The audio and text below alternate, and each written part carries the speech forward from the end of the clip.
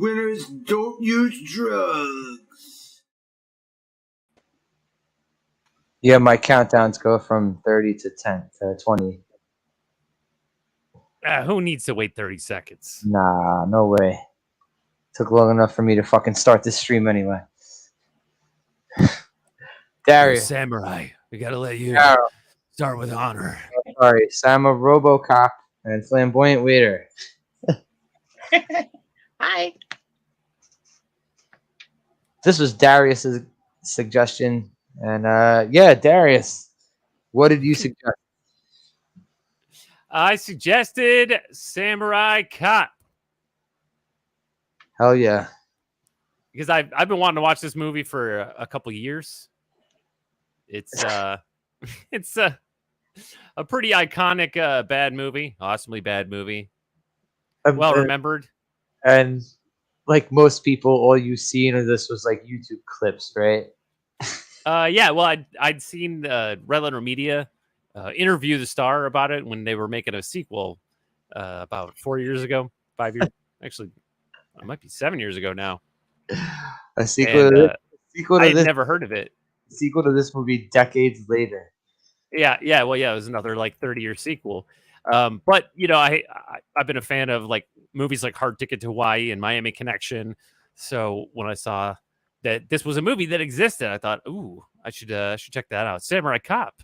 That's an interesting premise. What makes him a samurai cop? Turns out nothing. What's up, hot dog? Hot dog, how you doing? Banger and mash. He said no. He says this movie's a banger.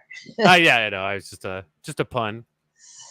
Because the other day it was like, you guys hate all the movies that I love. I'm afraid of this one. Yeah. I don't know. I you know what? I would watch this one again. Oh, I would too. Not anytime soon. It's horrendous. Yeah, not anytime soon, but I would. It's fun bad. Yeah. It's fun just to notice the things that are bad that they hoped you wouldn't notice. Like, this was when is it a wig? This movie, I believe, was put together by 10-year-old crackheads.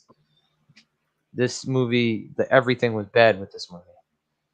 I think it was actually written, produced, and directed by like a Middle Eastern cokehead in the 80s named Amir Shervan. Drugs were definitely a driving force in this movie.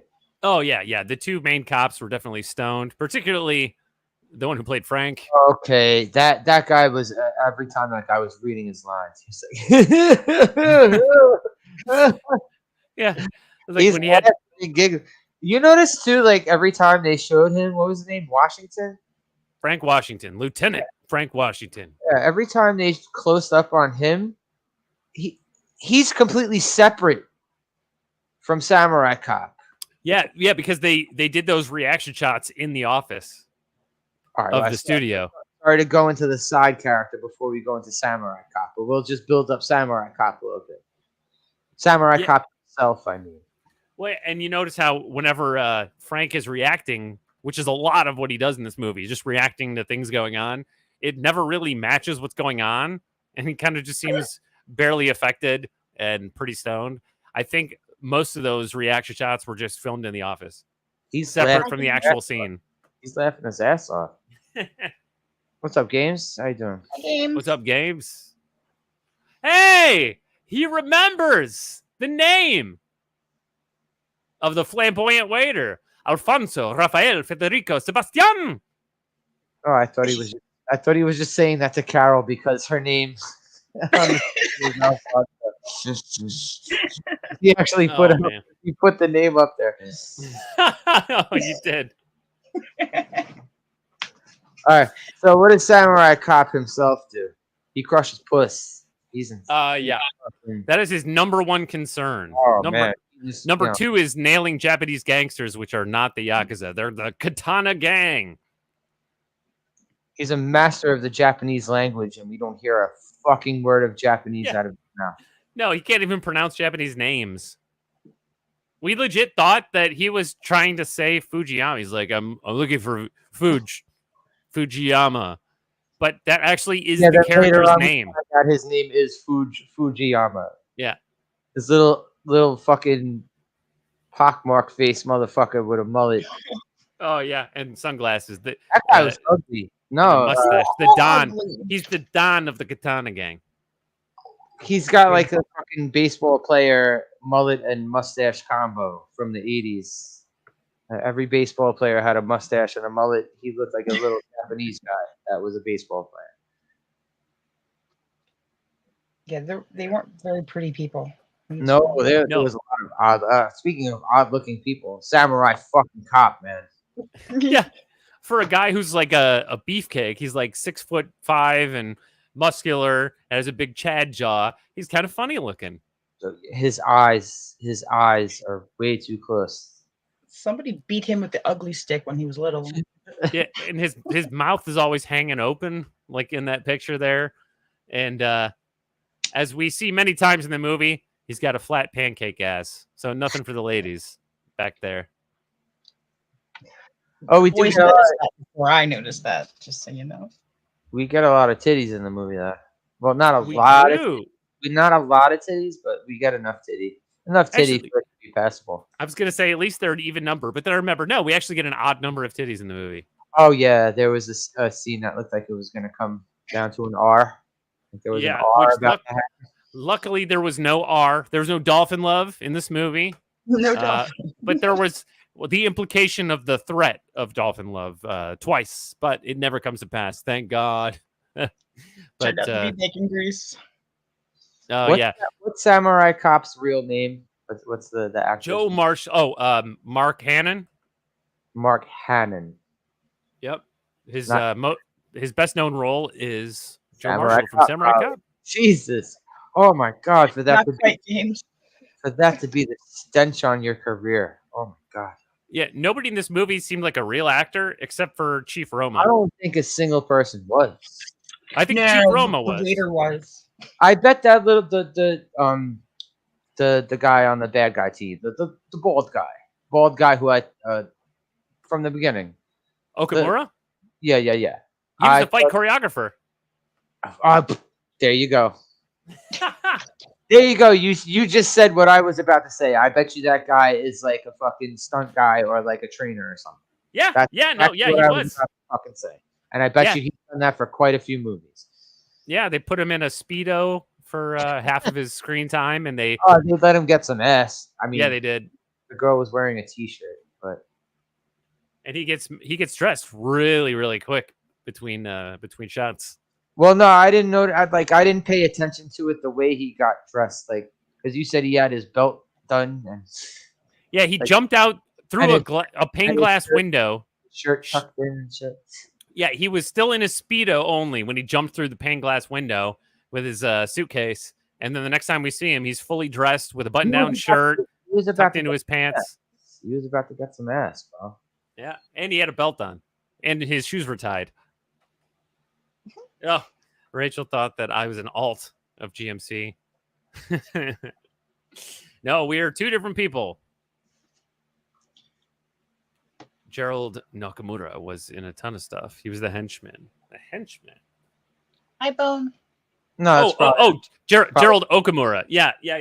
Yeah, that was and he was the fight choreographer, Gerald Okamura. What's up, boy? How you doing? Yep. And he had the like the big triangular beard on his chin. Lorenzo. What's up, Lorenzo? Hey, Lorenzo. How you doing? Yeah, he was probably in a bunch of stuff because he was the fight choreographer in a bunch of stuff. He's the only one that knew actual martial arts in this movie. I was about to say he looked like he probably could whoop some ass, even though he was like built like a potato with arms. Like he Yeah. looked- Potato with arms. Yeah. He I was feel out in that field doing some like Tai Chi for a moment, and then it looked like he could do some real like maybe a little kung fu. Meanwhile, Joe, the samurai cop, was He was doing great. a bunch of some Power Rangers moves. he was, but Power Rangers posing moves, not fighting moves. He was like a sixth ranger, like Tommy. Like that's kind of how he was. This was too- motherfucker looked like he could have been a Power Ranger. Yeah, he was too cool for school. He was too cool to wear an actual uniform in the movie. Well, Hi, all Eric. right. What's up, Right. Eric? How you doing, Eric? And Frank doesn't really wear a uniform either. He just wears suits. Yeah. And he looks stoned all the time. Yeah. Peggy And wears a uniform though, he's but it's not sweating, too. flattering. Sweating too. You see quite a few scenes where they're like closing up on him. This motherfucker's sideburns are sweating. Yeah. But Samurai Cop, he's what? He's what did they say? He lived He was in Japan for like yeah, a for couple what, months. 5 minutes? Like, Yeah. and they act like he's like a fucking goddamn samurai master. Well, it's 80s rules. If you spent any time in Japan in the 80s and you were white, then you could you could what's the word? Appropriate the culture. Which he did in this movie. Or other people do too, because Robert Zadar did. In bad fact, guy. Robert Zadar got top billing on the movie. Yeah, Robert Zadar from Maniac Cop. If anyone remembers Maniac Cop, Mm-hmm. Tango and Cash. He's one of the main assholes in Tango and Cash. That's right. Giant jaw motherfucker. He was supposed to be Japanese in this movie. His character's name was Yamashita. Was that Dillard? Yeah, that's the Dillard guy with the giant jaw. Well, was he George Lucas. was he Japanese, or was he just a white boy that was accepted into the Japanese culture enough that he could make a Japanese name for himself? I don't know. Since- He was like an underboss of the Katana gang. Yeah, first of all, the fucking Katana is fake Yakuza. They were afraid to use the name Yakuza, so they called the gang the Katana. Yeah, the Katana gang. Katana gang. Not gay at all.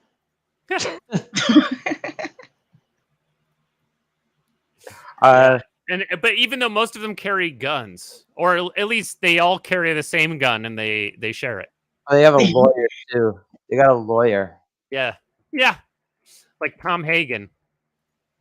They got a lawyer who goes right to the chief of police when Samurai Cop comes into the fucking Blue Camel Toe, whatever it's called. What the fuck is it called? the Blue Lagoon. Lagoon. Yeah, he goes It into. wasn't blue inside at all. It was red. All right, well, fucking. So he goes trying to flex on a little ugly Japanese dude with the mullet. Oh, Fujiyama. Yeah, and they're just being macho left and right. When he's giving the story, he's like, I love immigrants. Oh yeah. But not the Japanese immigrants that come here and feed off the souls of our children. Blah blah blah blah blah. He's giving this huge ass speech for Death merchant. Yeah, Right. you're a bunch of death merchants. Blah blah He's out blah. of business Right. cards. He's like, I love immigrants that respect real, lawful capitalism. Not ones who hide their money in their Swiss bank accounts. Secret children. Swiss bank account. Yeah, secret Swiss bank accounts, because Swiss bank accounts weren't supposed to be secret at that point, right? But all right, that fucking speech that should have been saved for like a Batman movie, not this fucking shit.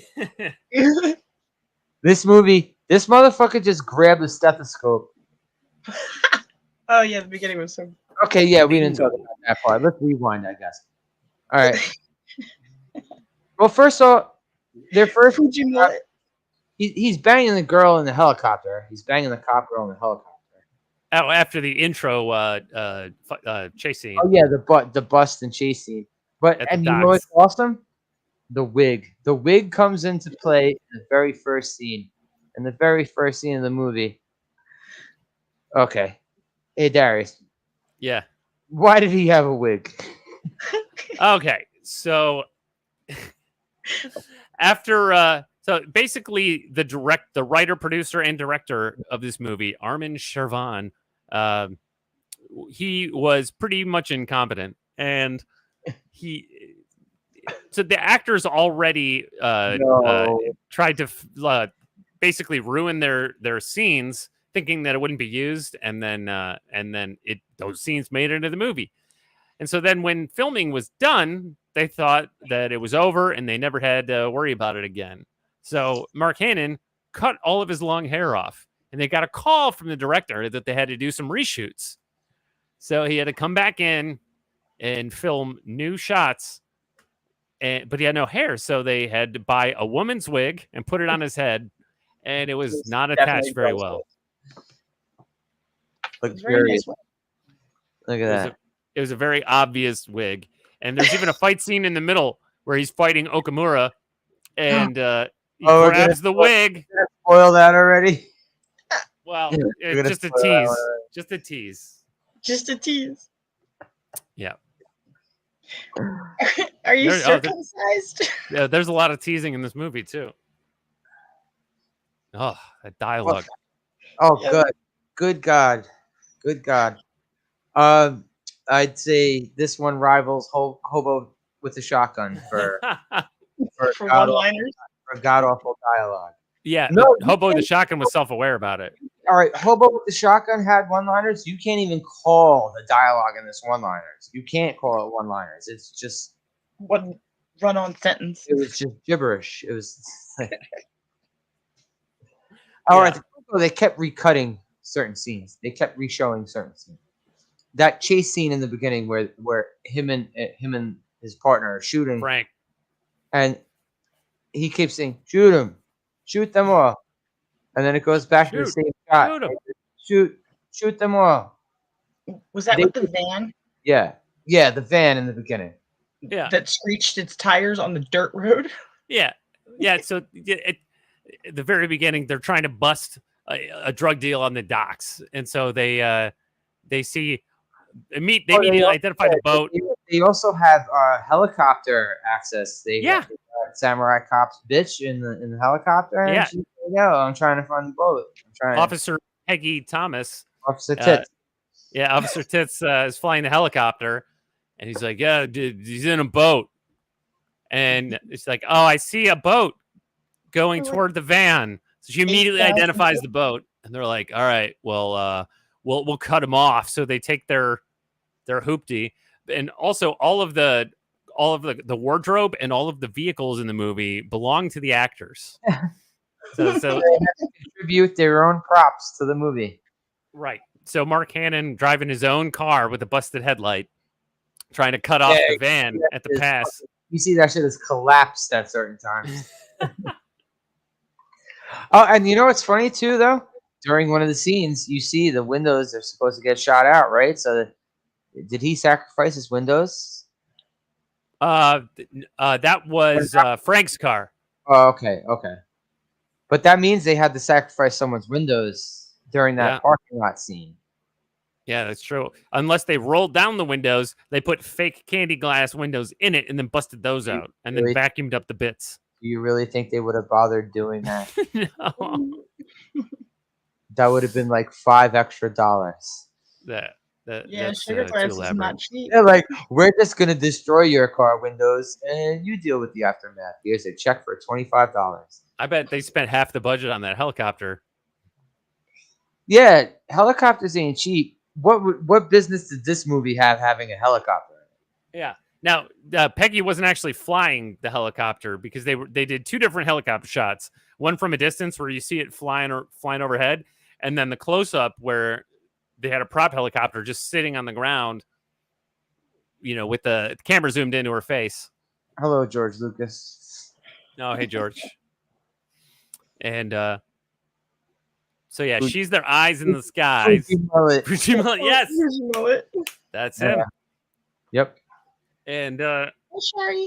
so they chase down the van. Hey, Sherry. Hey, Sherry. And yeah, he keeps telling Frank, shoot him multiple times. And Frank never tells him, like, I know what I'm doing. It's the same shot, though. It's the same Yeah. fucking camera shot. And you see the guys, they got the back door of the van opened up and they're just shooting back at him. I mean, And, like, there's low budget shit. This is like below low budget shit. Yeah. And Yeah, and Peggy always looks like she's just kind of, I don't know. What do you think? What do you think? Heroin? She's got very squinty eyes. Yeah, Oh, kind of Chill. sleepy, squinty eyes. She looks a bit like fucking all right, Billy Madison, Veronica Vaughn. She looks like the girl who played Sonya in the first Mortal Kombat movie. Yeah, she does kind of look like that. And I wouldn't go so far as to call her a butterface. Bridget Like, something. What's her face? yeah, I mean, she's got Oh, she's nice. She's got a nice face. She just she looks she out has of a it. nice face, but her Looks out of it. expressions are unattractive. All right, who's got a better face, her or the bad girl, redhead bad girl? Oh, redhead. Yeah. Oh yeah. Yeah, the redhead had probably the second nicest face in the movie. I don't know that redhead girl. I mean, since she was supposed to be one of the bad guys, she kept making these faces. I was like, yeah, don't make that face. They just kept Yeah. giving a stink eye. Yeah. Well, she gave us the front stink eye a little bit, if you know what I mean. She showed a little bit of clam in the movie. Oh, I thought it was the other girl that almost showed a sniz. No, it was the redheaded femme I thought fatale. okay, I thought it was the girl who owned the blue creature, whatever the fuck that restaurant. The Blue Lagoon? No. We don't see any of that. No, the redhead. We never find out if the carpets match the drapes. Oh my God. No, you get no bush in this movie. This movie is bush free. You get titties. I can't believe it's not Butterface.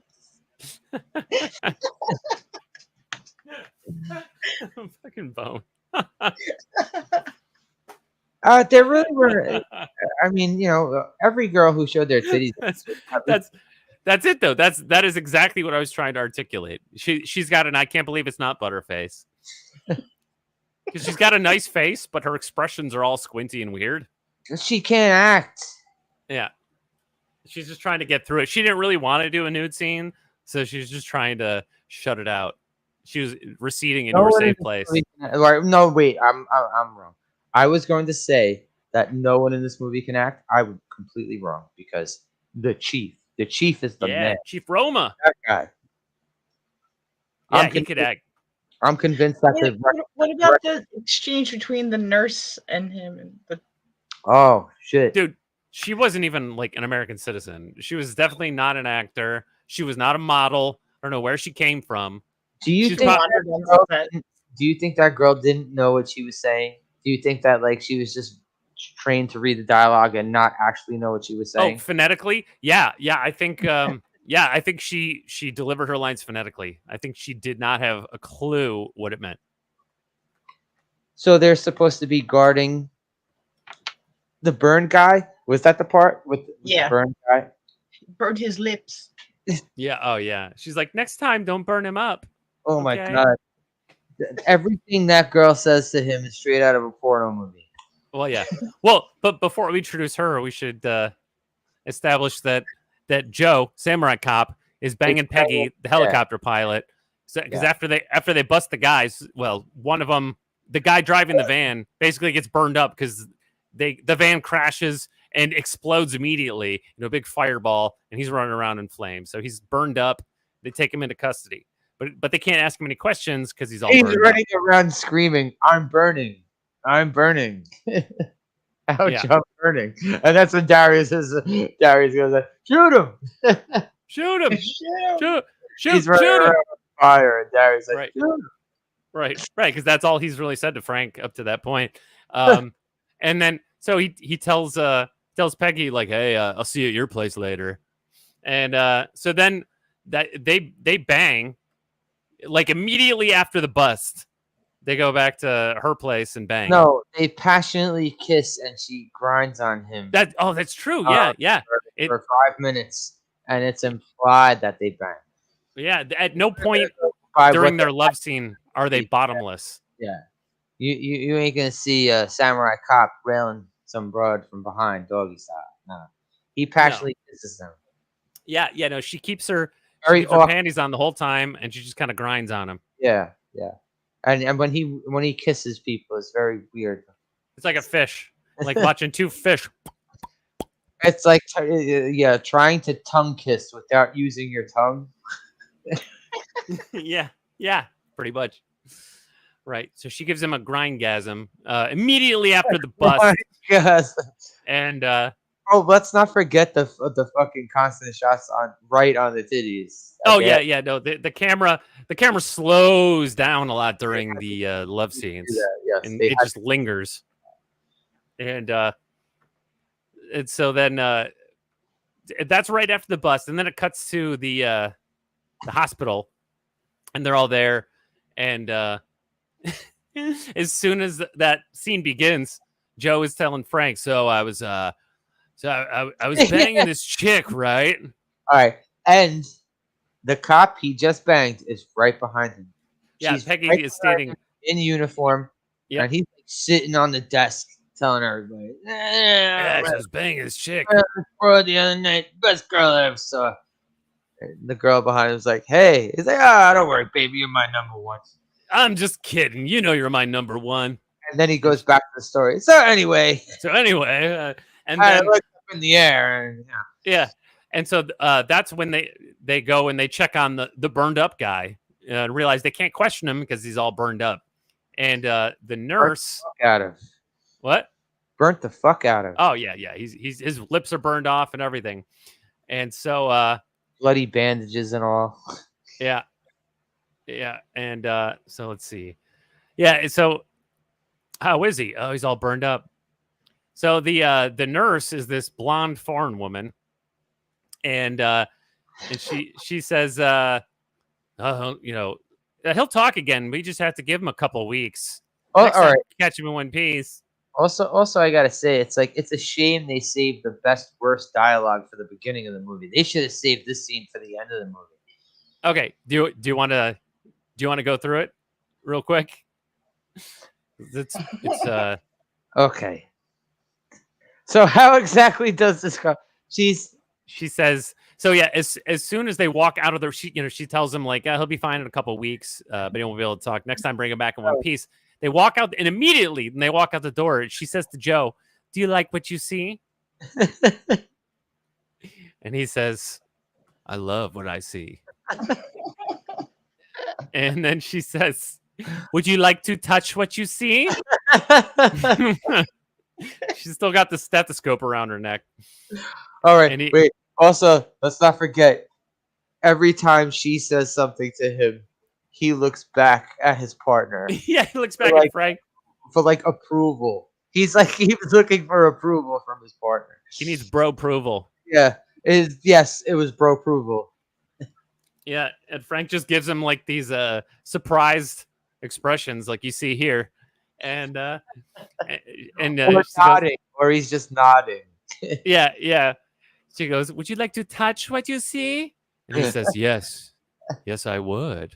And keeping in mind that he literally just walked out of the other room where he told Peggy that she was his number one.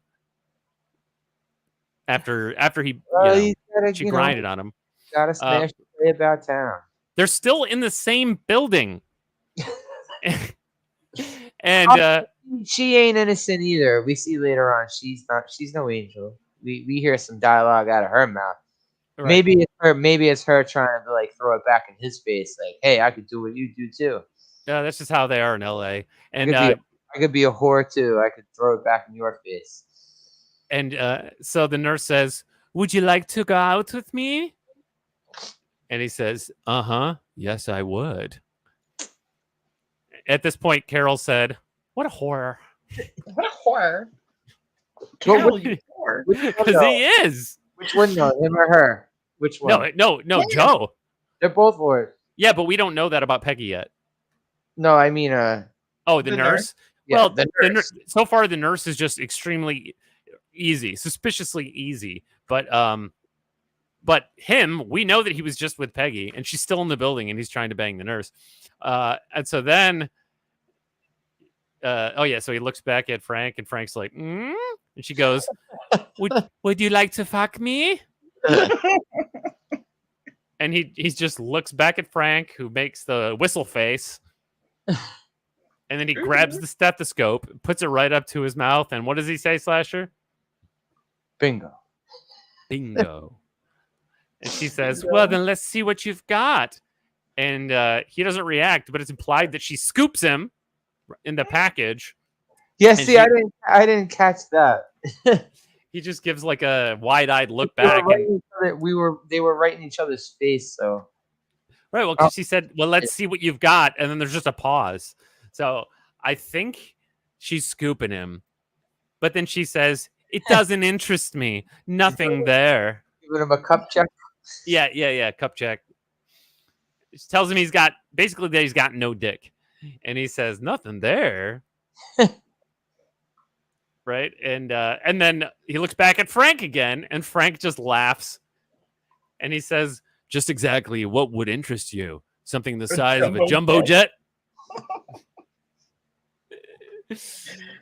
And then Frank gives the whistle face again. Asked him if he's circumcised. Yeah, and The doctor must have cut it half of it off. like, what kind of thing is that?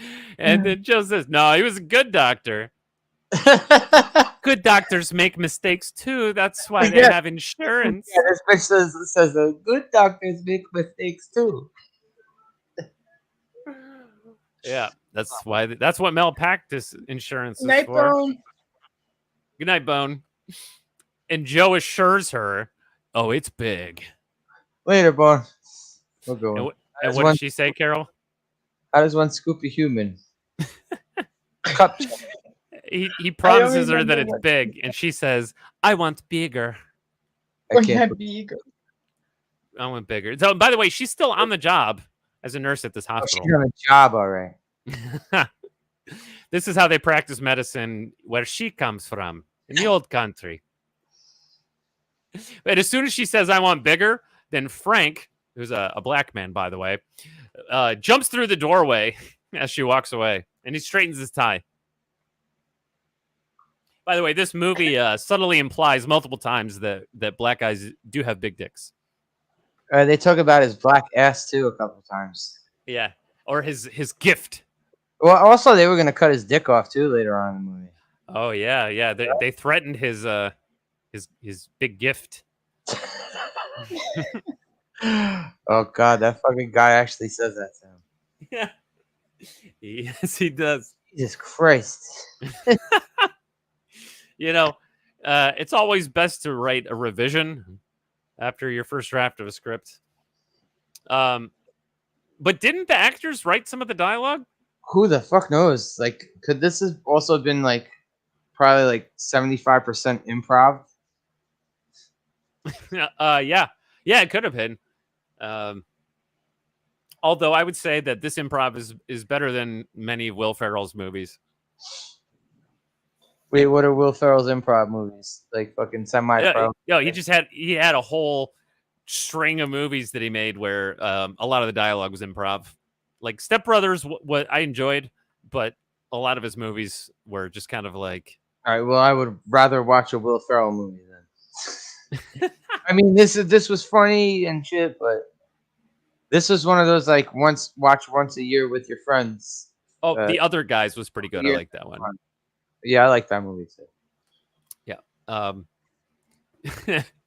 So they go and they get this curly-haired cop to watch the room to make sure nobody comes in while the burn guy takes 2 weeks to recover, so that they can question him about the Katana gang.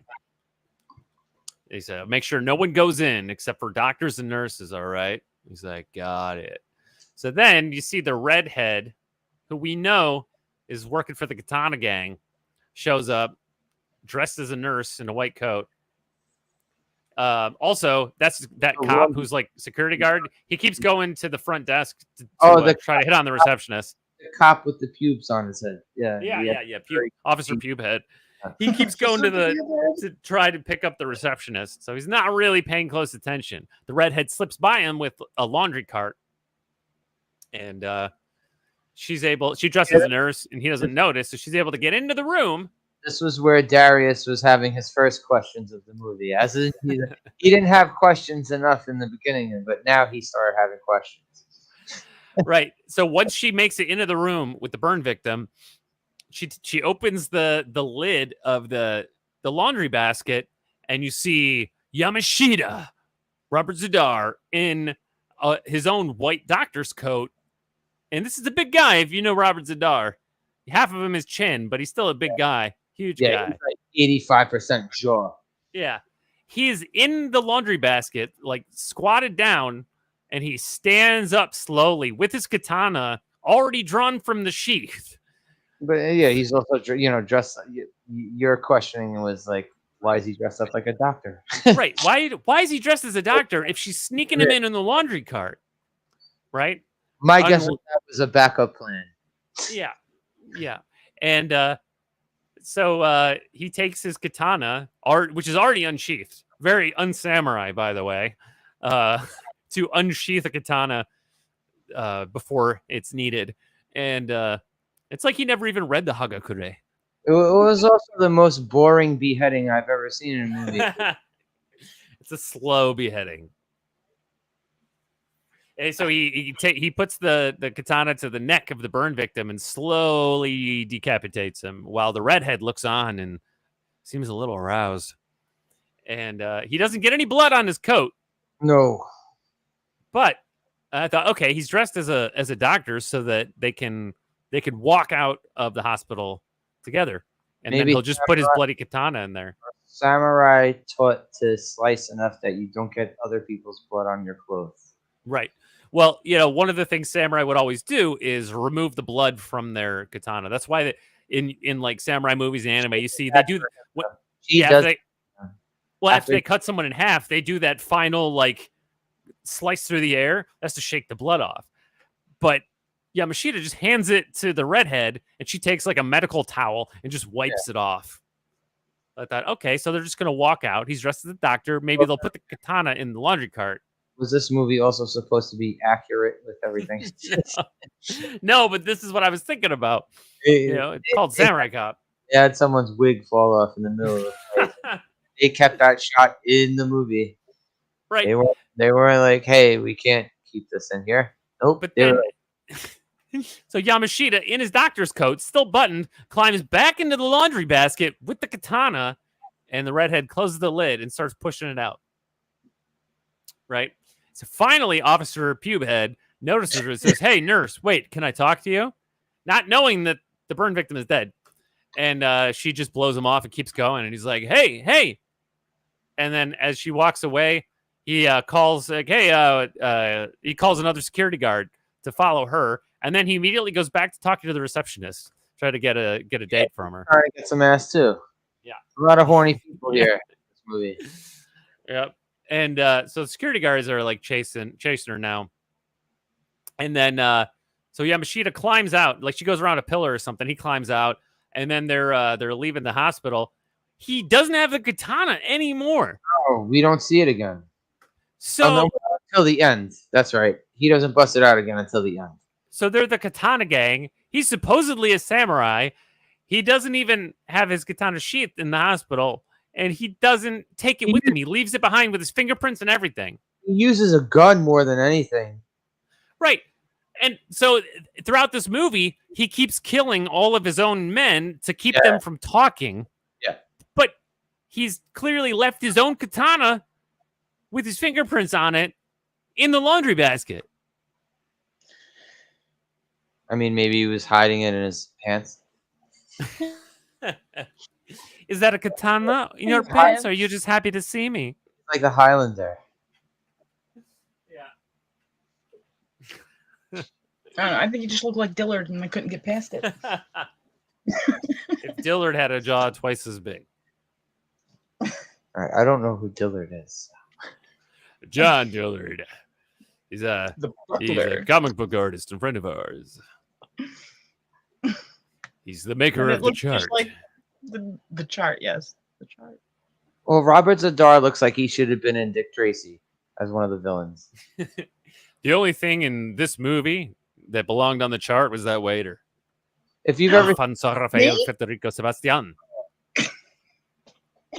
He had quite a mullet too.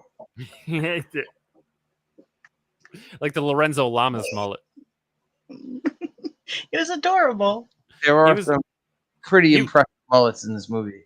I'll tell you what, that actor, I think he was Latino, but he was like a total Bobby Lee type from Mad TV.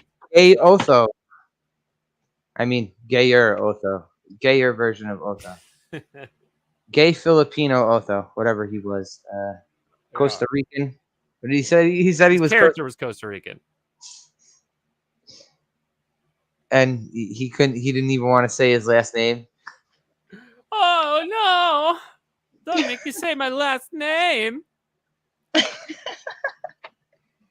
Yeah. So He liked cops. my brother's a cop, or my cousin's a cop. Yeah. So right. So they had one potential witness, the guy that they burned up in the explosion from the van. Now he's dead.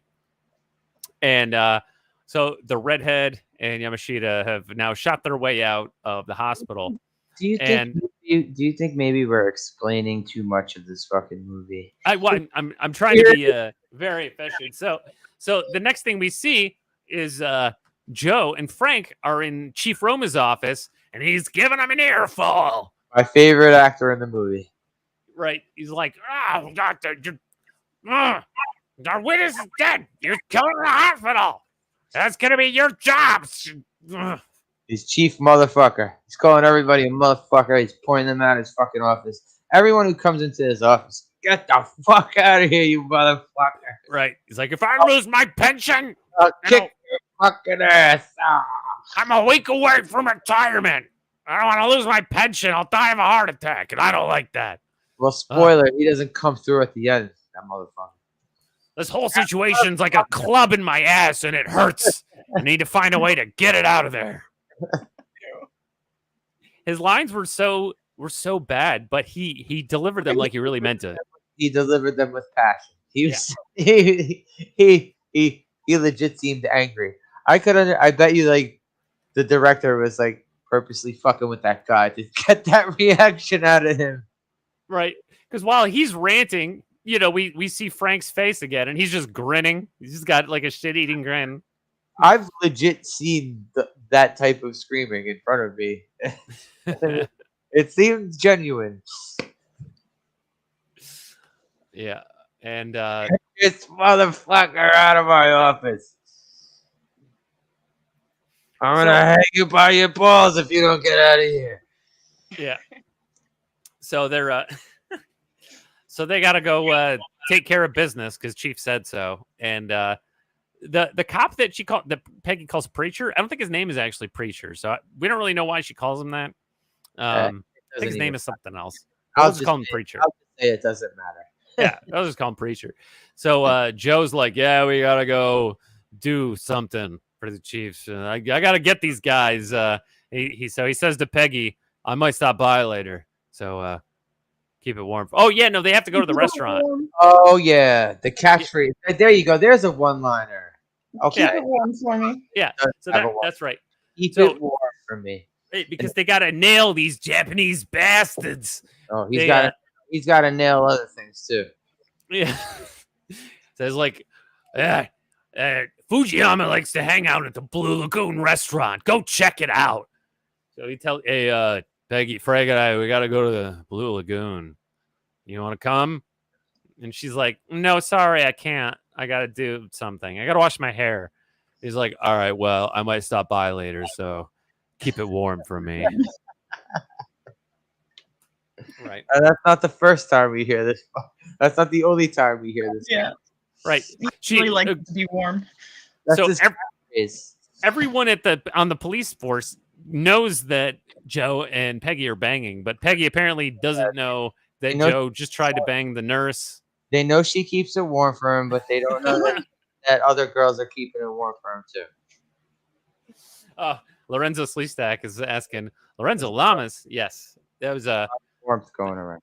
That's my second favorite Lorenzo Lamas. You're my number one favorite, by the way. Speaking of Lorenzo Lamas, yeah, we're gonna have to do some Lorenzo Lamas movies. Oh, Oh no. yeah. Snake Eater. Busy that night. Okay, so you're gonna tap out of the sneaky? No, It'll be better than Zardoz. Carol. I'll shut up. Snake Eaters is a series, Carol. So Oh, a series. Right. So while Peggy is keeping it warm for Joe, Joe and Frank go to the Blue Lagoon restaurant, which is all red. Yeah. It's extremely red. And it's supposed to be the same scene, but it looks like it's filmed at two totally different times of the day. yeah, there's only two different sets in the Blue Lagoon. One is by the front cash register. Bar is the entrance. Yeah, the bars, and it's all red. And then the other is just a big booth with a window behind it. And in both shots, the sun looks like it's coming from behind them on different sides of the building. Oh, and then we got the hottest girl in the movie. Oh, Jennifer, the all-American girl, which in the 80s meant literally, they literally call her all-American. Right. And Carol, am I wrong? In the 80s, that just meant blonde. Yeah. Just a blonde. And really? oh, for sure. Oh, she's an all-American girl. Also, she's blonde. Okay. Yeah, she is the best-looking woman in the movie. She's got a beautiful face, nice eyes, nice hair. Nice figure. She got a great ass. Yeah, and Great ass. she does. But her titty seems kind of underwhelming. I gotta say, it's like she's just like laying down. You see it for like maybe 20 seconds. She doesn't have the biggest titties, but they're nice, and she's very fit.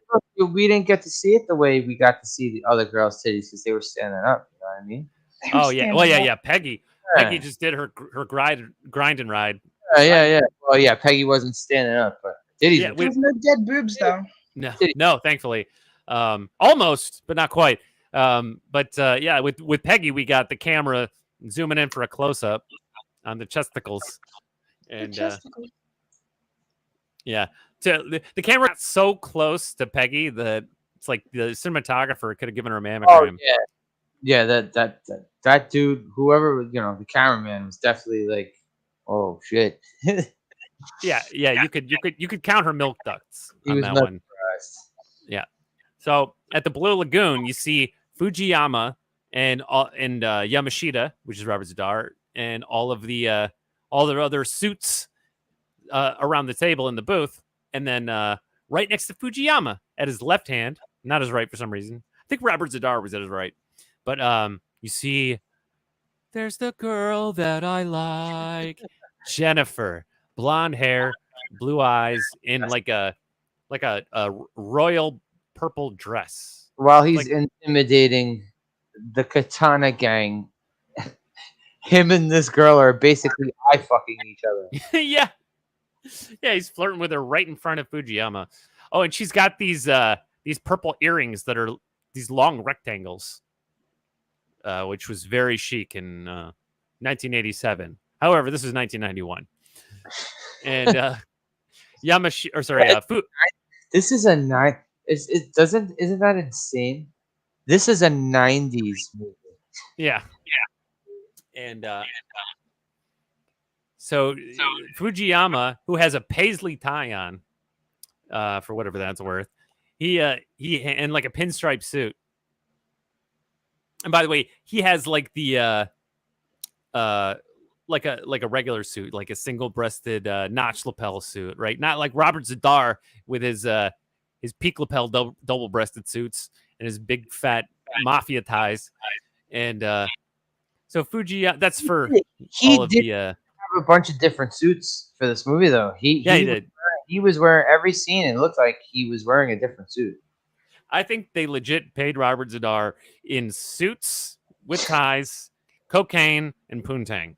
All right, you don't think they gave him enough cocaine and hookers that he was like, all right, I'll bring my own suits every day that I go out to the club with. Okay. He probably did, all right, that's a good point, because a lot of the actors wore their own clothes to this movie. So I got to see if he's still alive. No, he died a few years ago. Yeah? Yeah, I heard about it on Red Letter Media. Yeah. R.I.P. Robert Zadar. And so, 2015.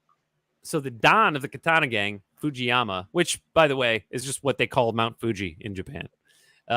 He gives Jennifer this little gift, and it's some kind of it was jewelry. What kind of jewelry was it?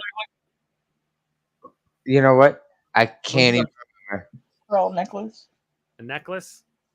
Oh, not a pearl necklace. Although that does come up later. Yeah. Oh, dude, it's in like a little Crown Royal bag that he gives it to her.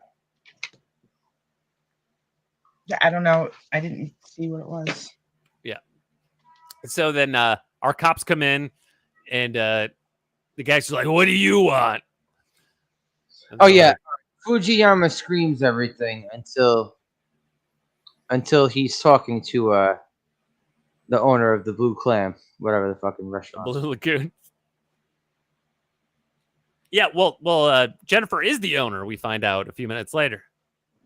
Jennifer, okay. Jennifer owns the restaurant because her father Minecraft himself because he was so deep in debt with Fujiyama. But he's been speaking to everyone like this.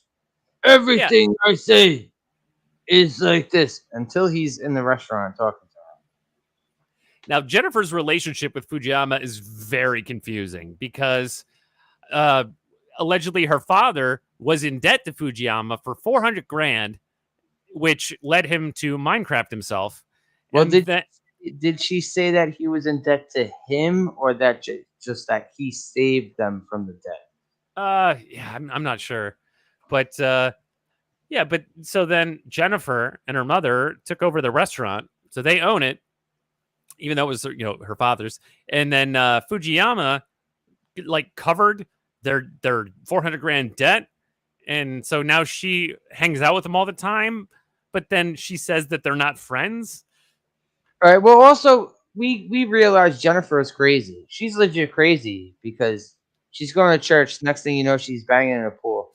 Oh yeah. Oh dude. Yeah. Well, getting shot at, and she goes back to her mom. She's like, "Oh, nothing going on today, really." Yeah. Like, we see she's got some kind of I don't know, like crazy, like she gets like adrenaline rushes out of being a fucking psycho and just playing it off.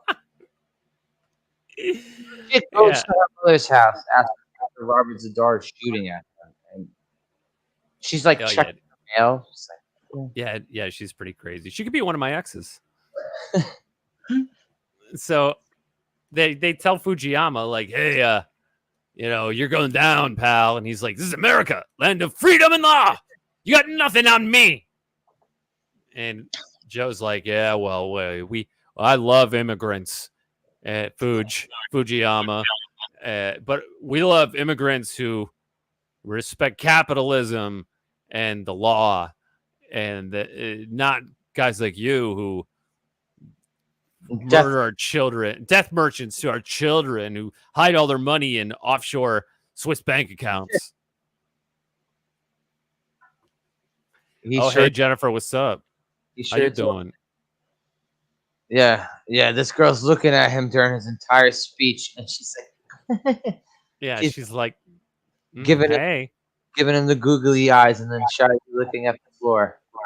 Oh yeah, and the redhead was at the table too. She's just kind of side eyeing him. She's hanging off of Yamashita's arm.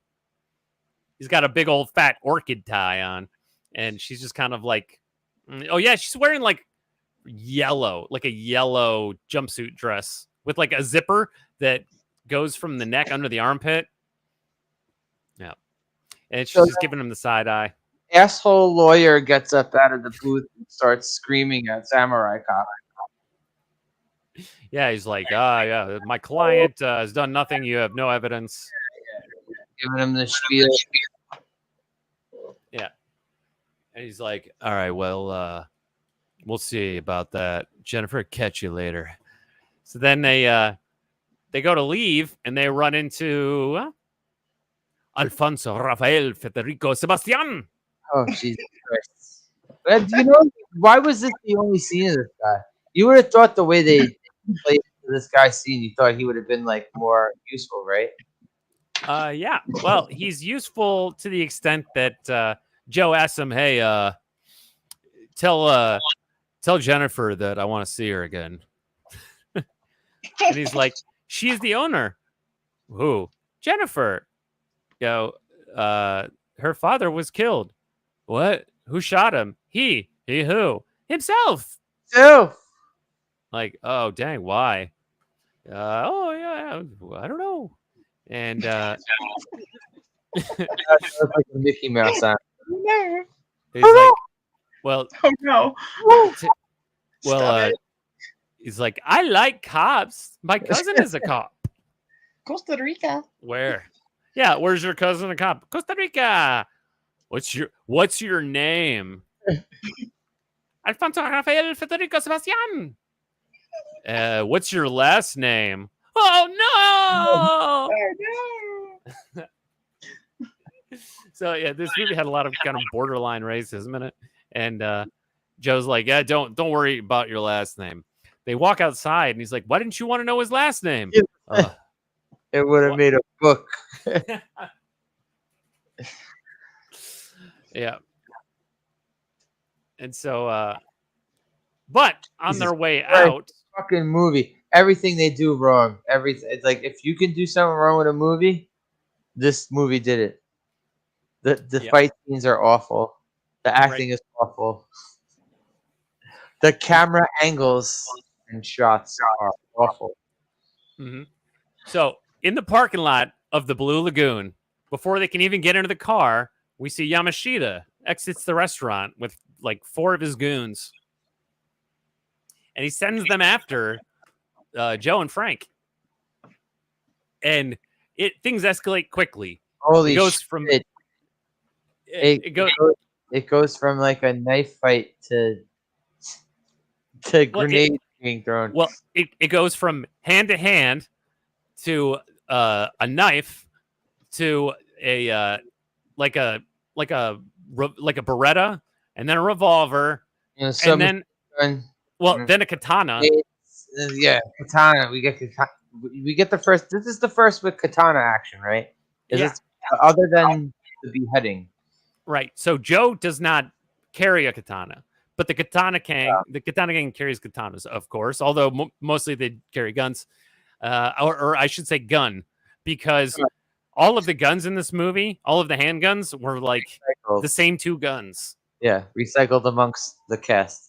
Yeah, because earlier in the chase scene shootout, we saw that Frank and the gangsters shooting back at him were both holding the same gun, the same prop. So here in the parking lot, you notice how awkward it was every time they were shooting at each other from the car to the van in the beginning, right?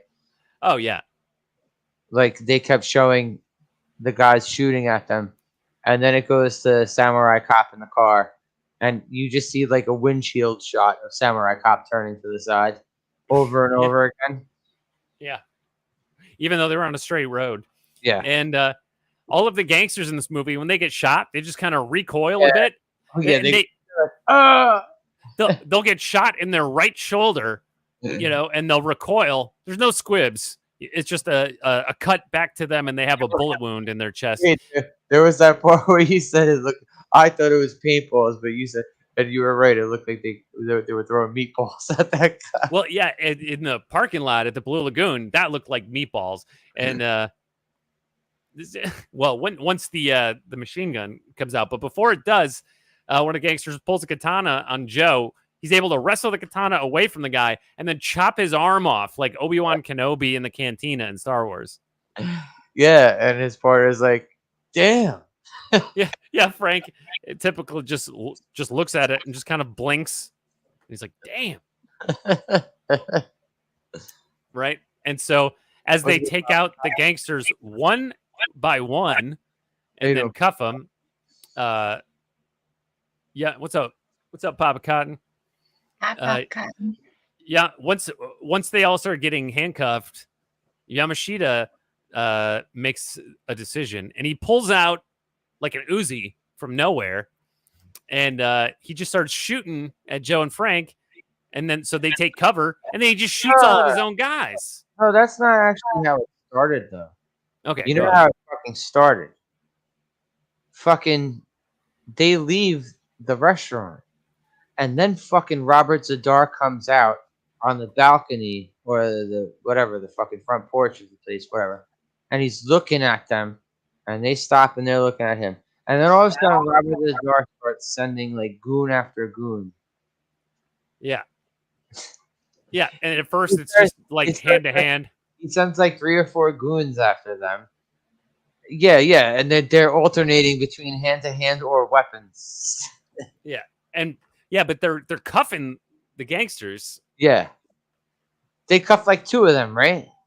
Like 2 Yeah.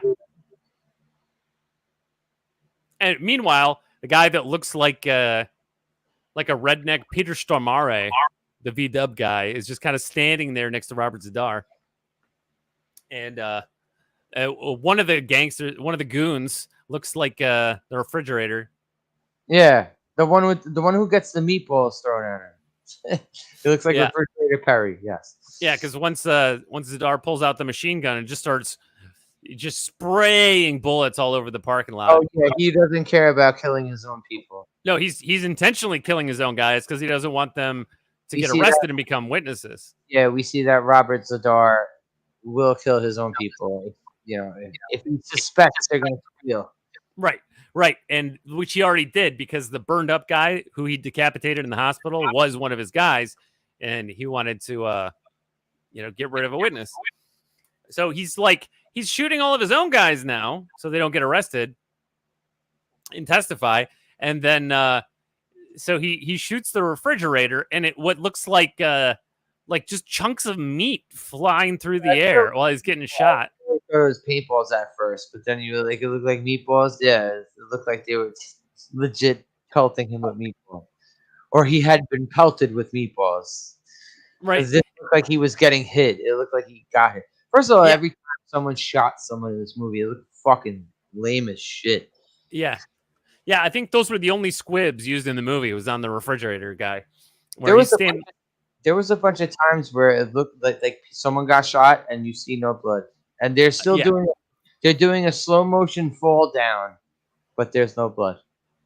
Yeah, and he didn't even look like scared when he got shot. He just squints his eyes, and then he starts getting lit up with bullets, and he's like in pain.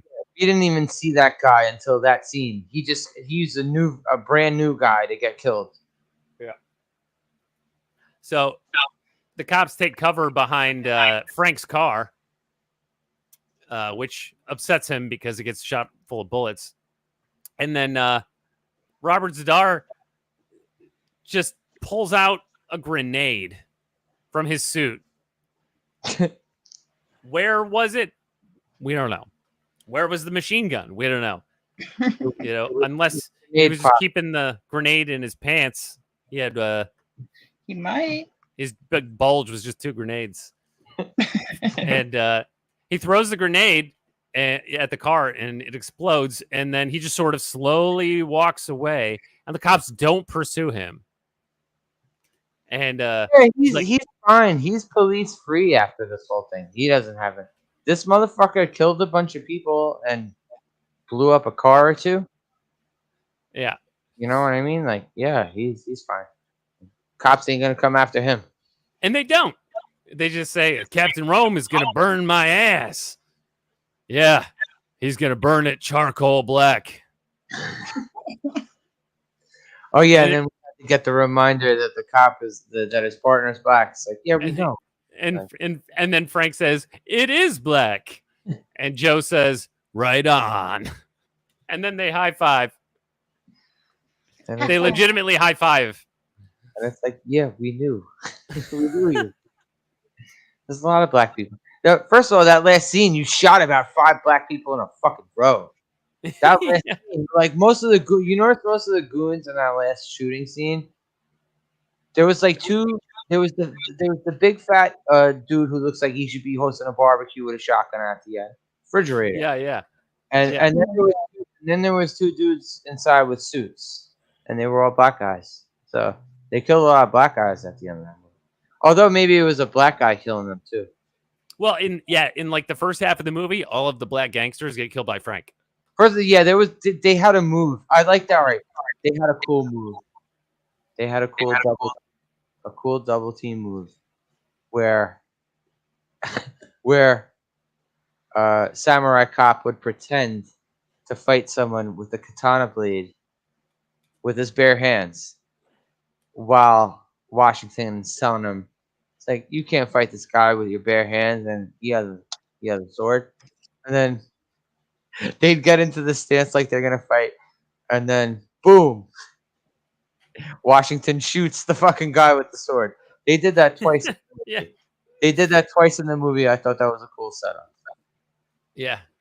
Yeah, man, it's tactical. That's a good partnership. And so from the parking lot, we cut to the police station where the lawyer is already there. He's saying, "Hey, you lay off my client, Fujiyama. You got nothing, no evidence. Get the fuck out of my office, you motherfucker! Fuck you and your client."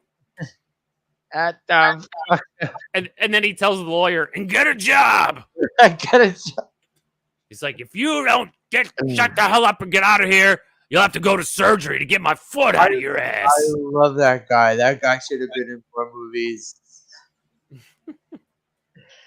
That guy brings the fucking fire. That guy is insane. Oh yeah, he calls him a shyster. "I'll see you in court." I say that. I have some better shit to deal with than you shysters. Yeah. So he goes, "I'll see you in court." And Chief Roma says, "I'll see you in hell. Leave me alone and get a job." Oh my god, that guy is amazing. And so when last we left Joe and Frank, they were in the parking lot of the Blue Lagoon. I'm still very disappointed he did not show up for the end. Oh, yeah. Yeah. I think we all predicted that he would. But he didn't. Supposed to. Yeah. Okay. So we went from the parking lot to the police station where the lawyer who was from the restaurant shows up to talk to the chief. And then from there, we cut right back to the Blue Lagoon restaurant again, where Joe is out front for some reason without Frank. And he goes around to the staircase that leads up to the apartment above the restaurant. And I just noticed there's like a merry-go-round horses on top of the restaurant for some reason. On top of the Blue Lagoon. Oh, I didn't notice that. Yeah, well, I didn't either until just now. So Joe just don't know if he's on or off duty at this point. We have no clue. It's still daylight though, but he goes up the stairs. Well, we can't tell because he's trying to fucking smash ass like on the job Constantly. Yeah. He's doing this like while he's on the clock, so we can't tell if Yeah. Well, he does his pickup game and his interrogation all at the same time. Like he really doesn't have any boundaries. And he never wears a uniform. Oh, he has no boundaries. So while he's walking up the stairs, a couple gangsters are nearby and they make a payphone call to Okamura, the fight choreographer, and they say, "Hey, the cop is here." Because they're keeping an eye on Jennifer for Mr. Fujiyama. Because Mr. Fujiyama is her sugar daddy. Quite frankly. Am I wrong, Carol? Well, all right, You're not wrong. Is he her sugar daddy or her mother's sugar daddy? Well, probably both, but he's definitely because it's not her; it's her and her mother that own the restaurant. We don't know if Fujiyama is banging the mom, but he certainly seems to have a thing for Jennifer. Oh, who would? But we don't know if Jennifer ever bangs Fujiyama. It's never even implied that she does. He just gives her jewelry. This is a girl that you could pick up on the way to church, and she's wearing a fancy dress, and you could intercept her, take her back to your pool, and bang her. Which is funny because Jennifer's so hot, she's a girl I would take to church. So all right, in that dress, though. Yeah. So Joe, you have her wearing that dress on the way to church. Yeah, that is a Friday night dress, not a Sunday morning dress. Okay. So Joe goes up the stairs, and he doesn't knock at all. He just kind of walks in through a doorway behind her desk in her office, and it looks like there's a bathroom behind the door. Before the pool banging scene. Yes. Sorry. Yeah. We have to get their second meeting when they actually get to talk to each other. Yeah, this is where he really officially starts running his game on Jennifer, right? We planting seeds. Yeah, they already met downstairs, and she gave him the fuck me eyes, and then he told Alfonso, Rafael, Federico, Sebastian to tell Jennifer I said what's up. I'll see her later. Well, he did. He just went upstairs to her apartment, and it's. Yeah, he doesn't knock. It just looks the way he comes in the door. It looks like he was already there, and she's sitting at the desk writing out checks or something. And she's wearing this red button-down shirt that's a little bit sheer, and she has no bra on underneath, but the pockets cover up her boobies. So yeah, this movie is definitely shit that like you would have found on Mr. Skin. Like you would have found still shots of it on Mr. Skin. It is. It is on Mr. Skin because when I looked up images of Samurai Cop, I got. Of course it is. Yeah, if I did an image search for Samurai Cop, and then all of the titty scenes popped up in the search. If you have Safe Search off, and half of them are on Mr. Skin. Yeah, I'll admit I looked. All right, so he just kind of walks into her office and says hi. And she looks a little like confused to see him, but not like offended or scared that this man just walked right into her apartment. No, because he's a stud, bro. He's God's gift to women. Carol, is he a stud? He's fucking ugly. But he's got the Chad jaw. Wait, Carol. Fell out of the ugly tree and hit every branch on the way down. Carol, wait, can I ask one question? Yeah. With or without the wig? It don't matter, he ugly. Probably put the wig on, but then turn it around so it's covering his face. Yeah, but he's ripped. He's muscular and he's tall. He ain't that ripped. I mean, he's ripped, yeah, but like he ain't that ripped. And you know what? He's ripped, yeah, but you know what? He's not showing off like he's fucking Rambo the whole goddamn movie. Well, no, he skips leg day. Yeah. He's also probably very short. I mean, like for action star wise. Well, yeah, it's other than Robert Zadar, everyone else is shorter than him.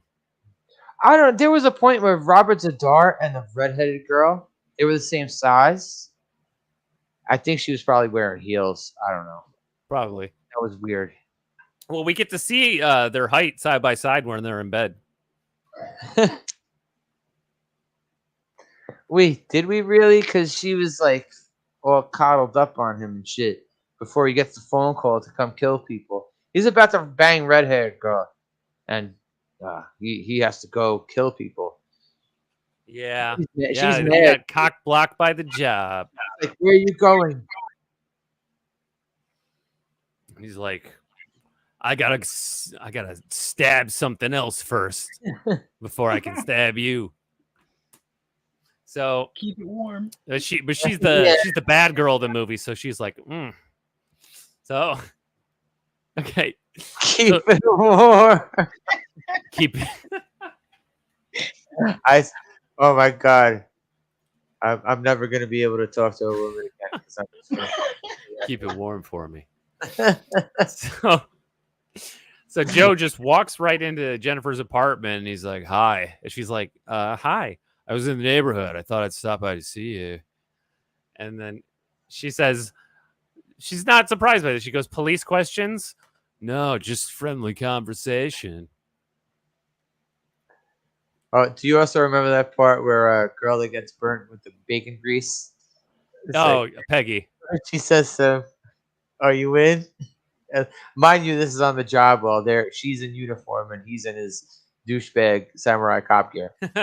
And she's like, "Are you in?" And he's like, Baby, I'm always in. Oh yeah, he does say that. Baby, I'm always in. And he This says this guy- to her. This guy is a Me Too times 1,000. This dude. Oh yeah, and the entire police force is in the room when he says that, and she Yeah. just laughs. And Oh, he'll explain all this. He'll explain all it to in graphic detail to everybody in the precinct. yeah.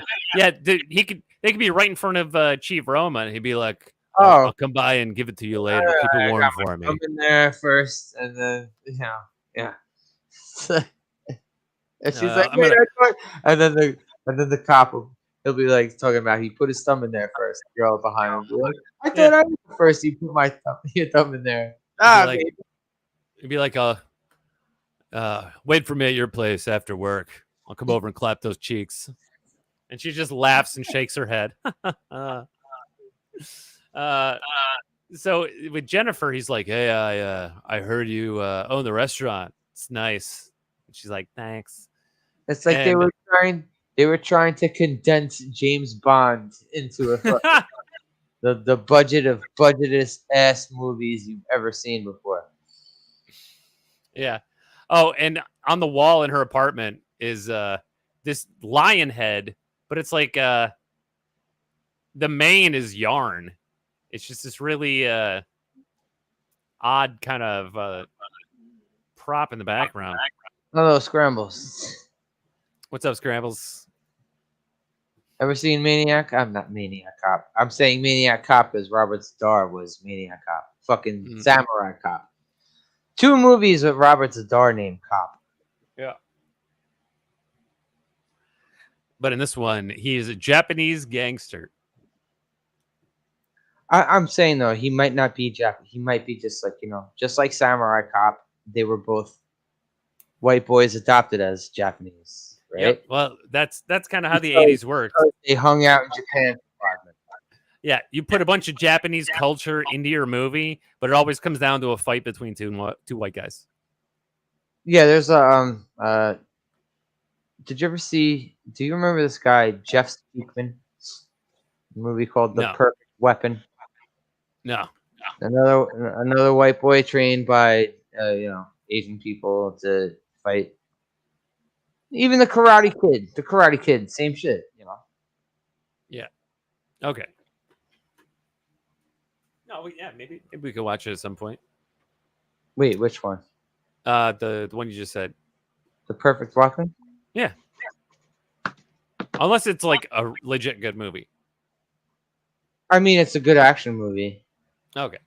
Better than Jim Cotta? Jim Cotta is a ridiculous action movie. Jim Cotta is along this line. Along the lines of Samurai Cop, The Room, like notoriously bad movies. Right. Batman and Robin, shit like that. Right. I'm not always trying to I'm not always trying to go for the big score of the notoriously bad movies, but all right. So Joe asks her, he's like, basically he's trying to hook up with Jennifer and get information about Fujiyama at the same time. And she's like, they're not my friends. Well, how do you know them? She's like, well, when my father Minecraft himself, he left me and my mother with $400,000 of debt, which is a dick move, by the way. And she's like,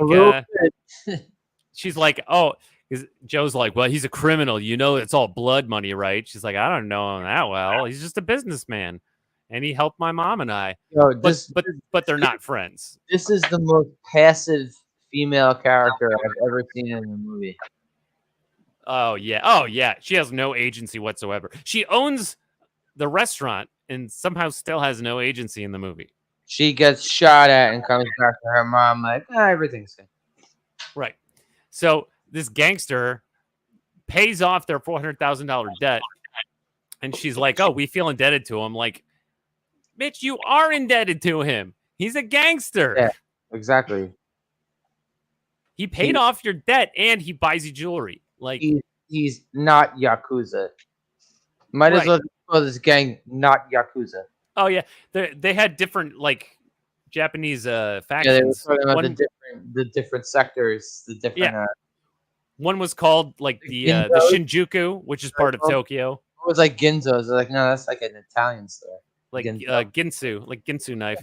Yeah, they basically just named everything and everyone Japanese in this movie after like places in and around Tokyo, like Fujiyama, Shinjuku, and then Ginsu is the knife. And so Joe tells her, like, no, that Fujiyama, he's a gangster. That's dirty money, blood money. Guys like him make millions of dollars every year for selling drugs and destruction. I don't know you too well, but I think it's safe to say you shouldn't be hanging out with this guy. And she's like, well, you're right. I don't have any interest in that. She basically just wants to remain ignorant. He's like, all right, well, since you own the restaurant, you probably hear all the time. No, you don't want to owe criminals money. Yeah. And he's like, how would you like to go out to eat somewhere other than your own restaurant? And she basically tells him no, but he will not take no for an answer. She's like, I can't. And he's like, well, why not? She's like, I'm busy. Well, what about, you're the boss. Can't you like get someone else to do it? No, not today. What about tomorrow? No. What about Saturday? No. Well, how about Sunday? Would you say like even Rocky wasn't this pushy? Yeah. I was like, dude, even Rocky wasn't that pushy. And she's like, I have church on Sunday and it's my birthday. And he's like, all right, Sunday it is. You know something? Okay. The past 2 days I binge watched. The past 2 days I binge watched the Rocky movies. And yeah, Rocky was really fucking pushy. Yes. Adrian that first one. But Adrian was also kind of like, I don't know. Like between Rocky and Paulie, like Adrian needed someone to fucking get her out of whatever the hell she was doing. Oh yeah, dude. Yeah, for sure. Like Adrian she was like a shy, kind of nerdy girl. All right. That guy's goon in the beginning says something about Adrian that's I'm not going to repeat, but was he a real goomba? Well, take her to the zoo, like it's Oh yeah. But honestly, like, yeah, you're right though. While people might say that Rocky was like too pushy and that that was like a Me Too situation, it's really not though, because the way that Adrian is written and portrayed is like a real type. Like my girlfriend's like that. She was very shy. She needed someone like. We also saw she lived with Paulie, and Paulie was a fucking mess. Paulie's yeah, dude.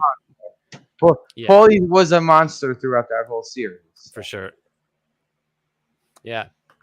Dude, even my mom was like an Adrian back in the day. It's like she'd be quiet off in the corner of the room.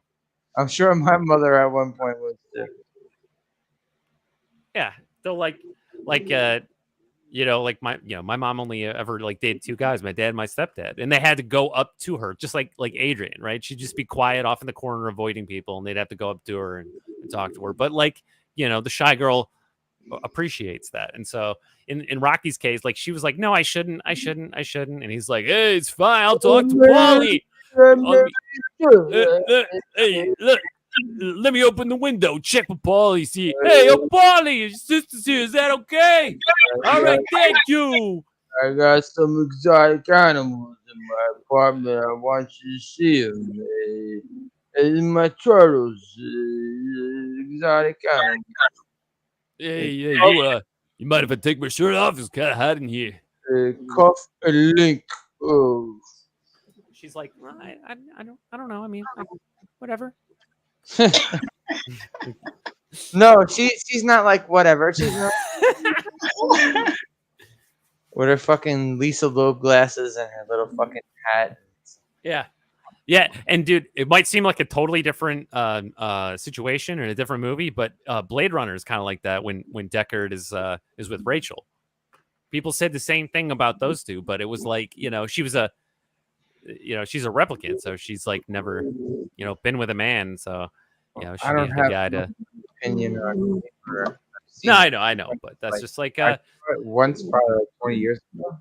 Yeah, I'm not saying this is the way that, all guys should be. I'm just saying that it was written that way because, like, sometimes people are shy, and men can be shy too, like a lot of my friends. So, that's just the way. But Jennifer in this case is not actually written to be shy. She's just kind of dodgy about it. She's like, I guess she's overwhelmed with her business, right? well, I she guess says she is, and I don't think they wrote it very well. But I think the implication was that No, she they didn't write it very well. Well, okay. So you know how she's like sitting next to Fujiyama, and Fujiyama's her sugar daddy buying her stuff, and she's like, "We're not even friends," but she's there at the restaurant with him. I think she knows. I think she knows like what their situation is.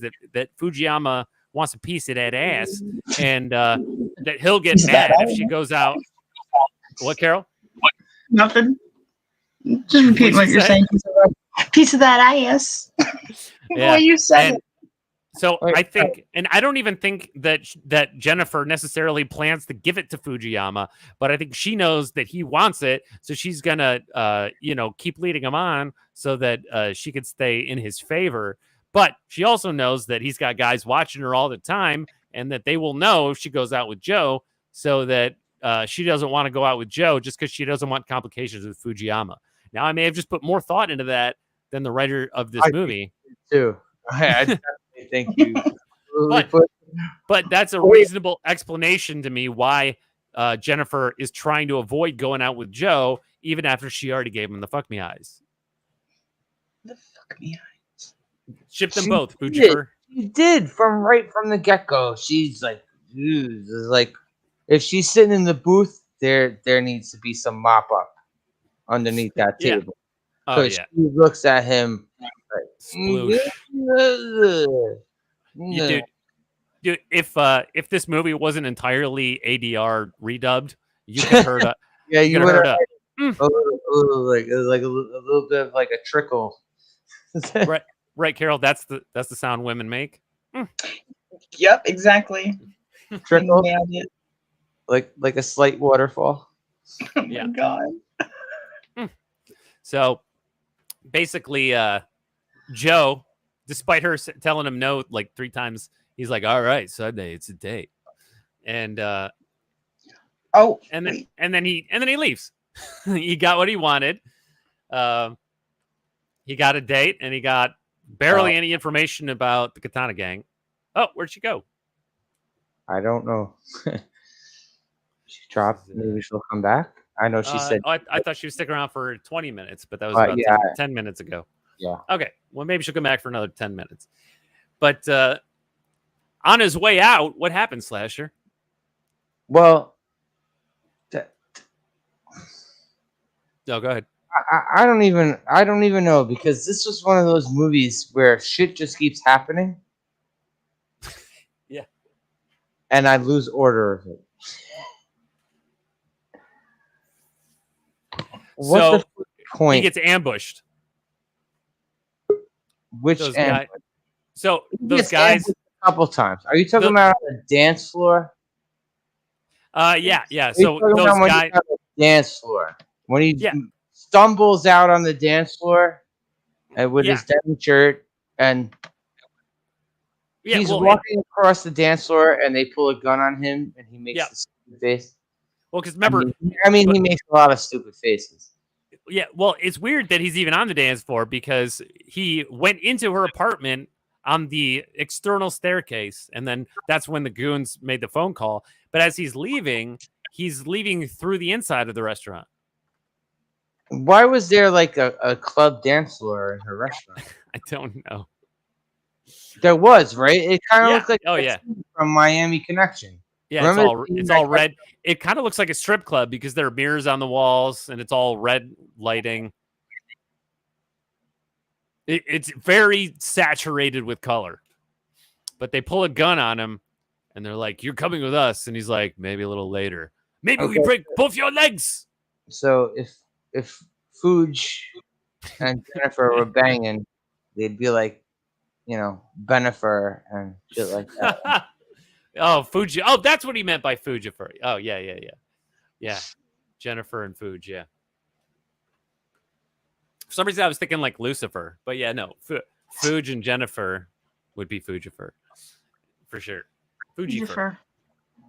So these guys, they ambush him in the club of the Blue Lagoon, and we get this super saturated, colorful fight with a baseball bat and a revolver. The same revolver, I believe, that Frank has been carrying around. Every fight sucks in this movie. Especially for a movie with samurai in the title. All right, some of these movies, like as shitty as they are, at least they have good fighting scenes. As shitty as the acting and the story is, this is just all around shit. Yeah, and everyone in this fight scene looks like they're from Tool Academy. Yo, Especially Joe. it looks like some people they legit pulled off the fucking street corner at the bus stop. Like, there are some people. That guy at the end with the denim vest and the balding, he has like Hulk Hogan hair, but like balding and pube looking. And he got shot into the pool, I think. Yeah, there's some soup. The meth cook. There's some soup kitchen looking motherfuckers in this movie. There really is. It's weird. Okay, I figured it out. So the club is on the second floor of the restaurant. So he had to go through the club when he left Jennifer's apartment in order to get outside so he could go back down the stairs. So there's a club upstairs. So Jennifer lives next to a club above her restaurant.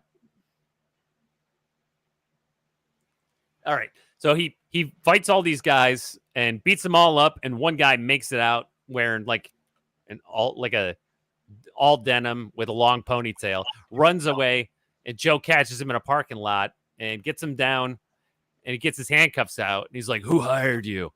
And the guy says, "I don't know." "Who hired you to kill a cop?" I swear, I don't know. "Don't lie to me or I'll break your wrist." He's like, "I can't. He'll kill me." Like this is like one of the legit like fightings, like because he has the dude's arm up and you can see it. They're not cutting away. He has the dude's arm up like he's gonna break it. It's like, "Oh, you go, samurai cop." Yeah, I can't tell you. They'll kill me. And he's like, "No, they won't. I'll get them." And it's like, yeah. No, up, not Batwoman. It's like shit fight scenes again. I can't say I've ever seen an episode of Batwoman. I don't think I will ever watch an episode of Batwoman. Yeah, and hey, Manacor. Oh, hey, Manacor. How you doing, Manacor? Slasher, did this movie have any soy nerd? Not really. Bitches. No, but it did have masculine action. It had masculine action. It did have masculine action. I mean, it wasn't good, Matt. Their fighting scenes were fucking horrendous. But at least they were. All right, the best one was that dude who the little fat Japanese guy. The Okamura. And we say, the trainer. Yeah. So the guy, when Joe has him pinned in the parking lot, the guy drops dime on Okamura and he's like, "Okamura sent me." And he's like, "Which one is he?" And so he has to describe Okamura to us because I don't think we've seen him yet, except at the beginning. He's the big bald man. So then Joe just... He's not even big. That dude ain't tall. He's fat, but he ain't not tall. Like they were talking about the big bald guy. That dude wasn't tall. Yeah. And so he cuffs this guy and he says, "All right, I need his address." Right. And Okamura is the fight choreographer of the movie. Except for all of the moves that the actors choreographed. Sorry for that guy. Oh, and by the way, Jens, this movie is it's like a 3 or 4 shagger. I think it's like a 3.5 shagger. Jens, there's tits in this movie. Yeah, I think it's technically a 4 shagger, but only 3 of them have titties. Well, you got one titty too. Remember that scene we talked about? Yeah, I don't count that as a shagger though, because that was more of an assault. That was almost a Death Wish scene coming up, but like it wasn't quite. Right.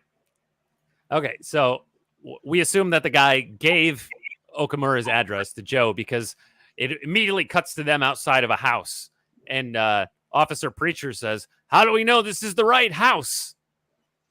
Yeah, and this is where Darius started to. I don't understand. Like, this is where you start to lose the idea of logic. because Yeah. it's a fucking Be- movie.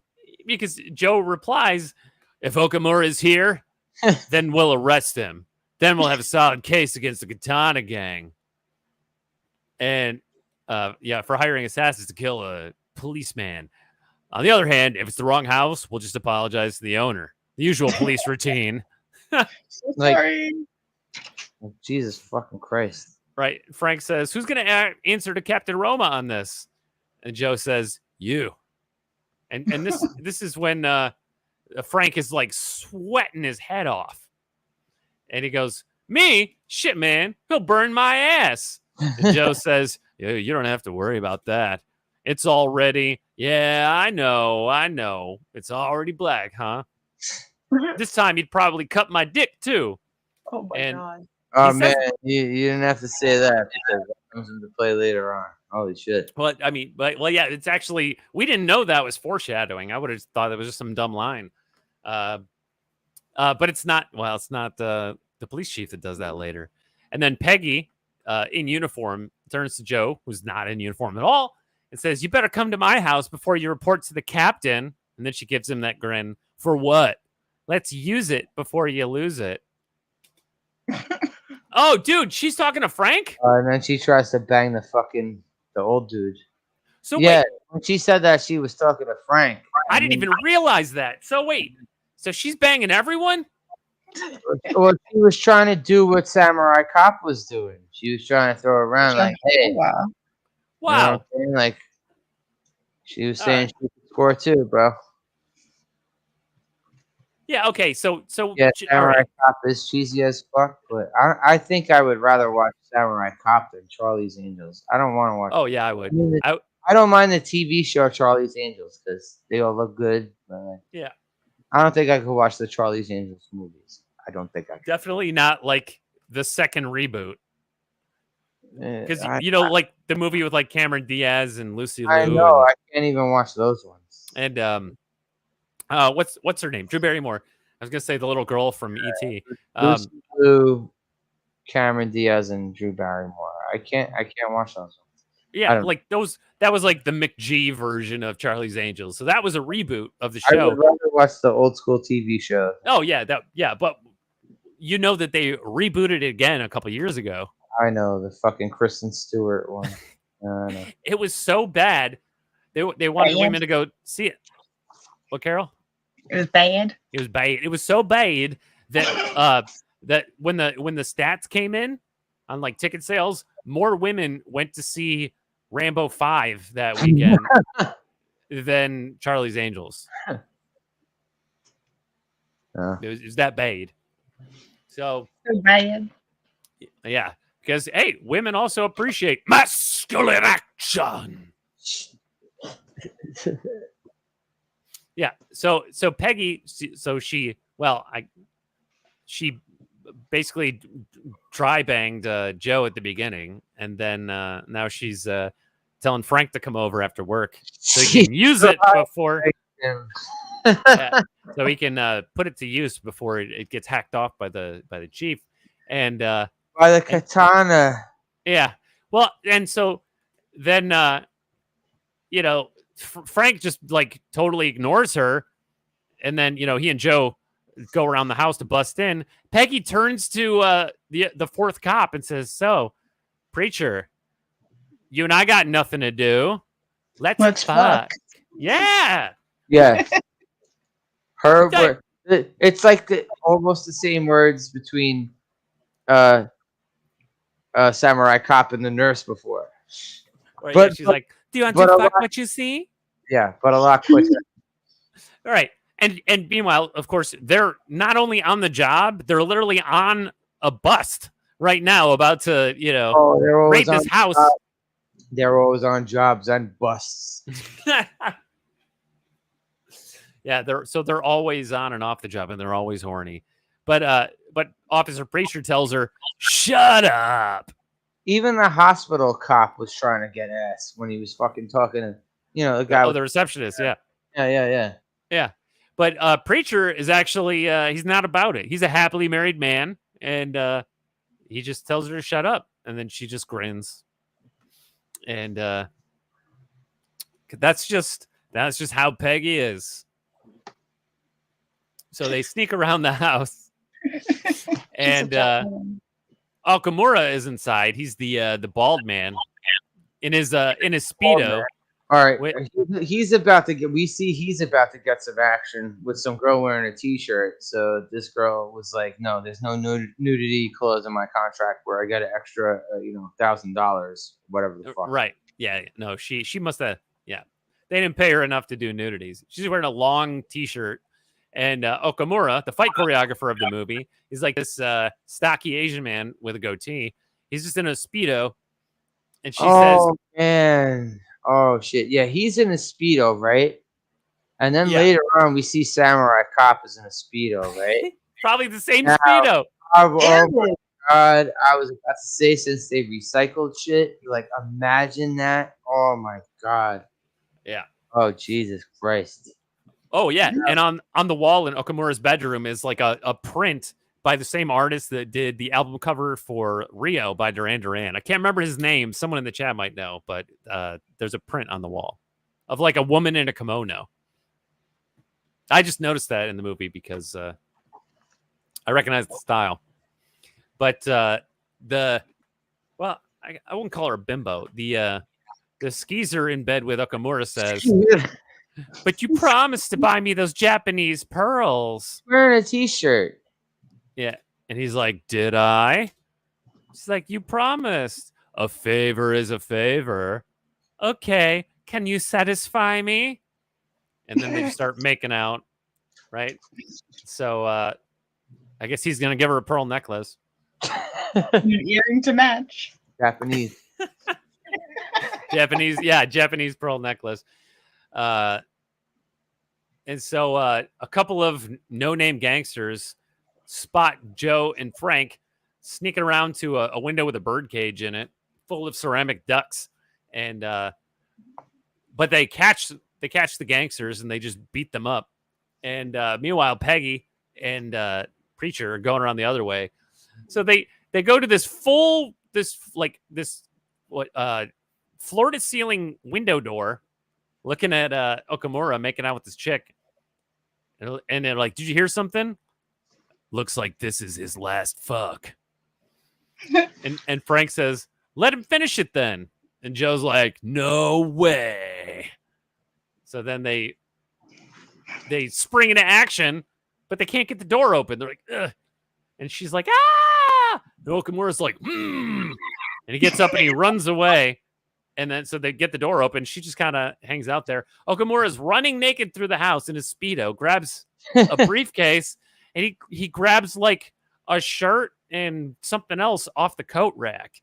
And then he jumps through a plate glass window in his Speedo and makes it out of the house as he runs past a Defender arcade machine. Yeah, And that was the coolest thing in the movie. Is some dude had a fucking Defender arcade machine in his room. Oh, and by the way, okay. So Okamura runs right up to the front door of the house. By the way, and by this time it's been like 5 seconds, and he's already wearing his button-down shirt. Yeah, and he's got tucked into his pants, all belted up. Yeah, and his shoes are tied. But he goes right up to the front door, and instead of going out the front door, he jumps through the plate glass window next to the front door.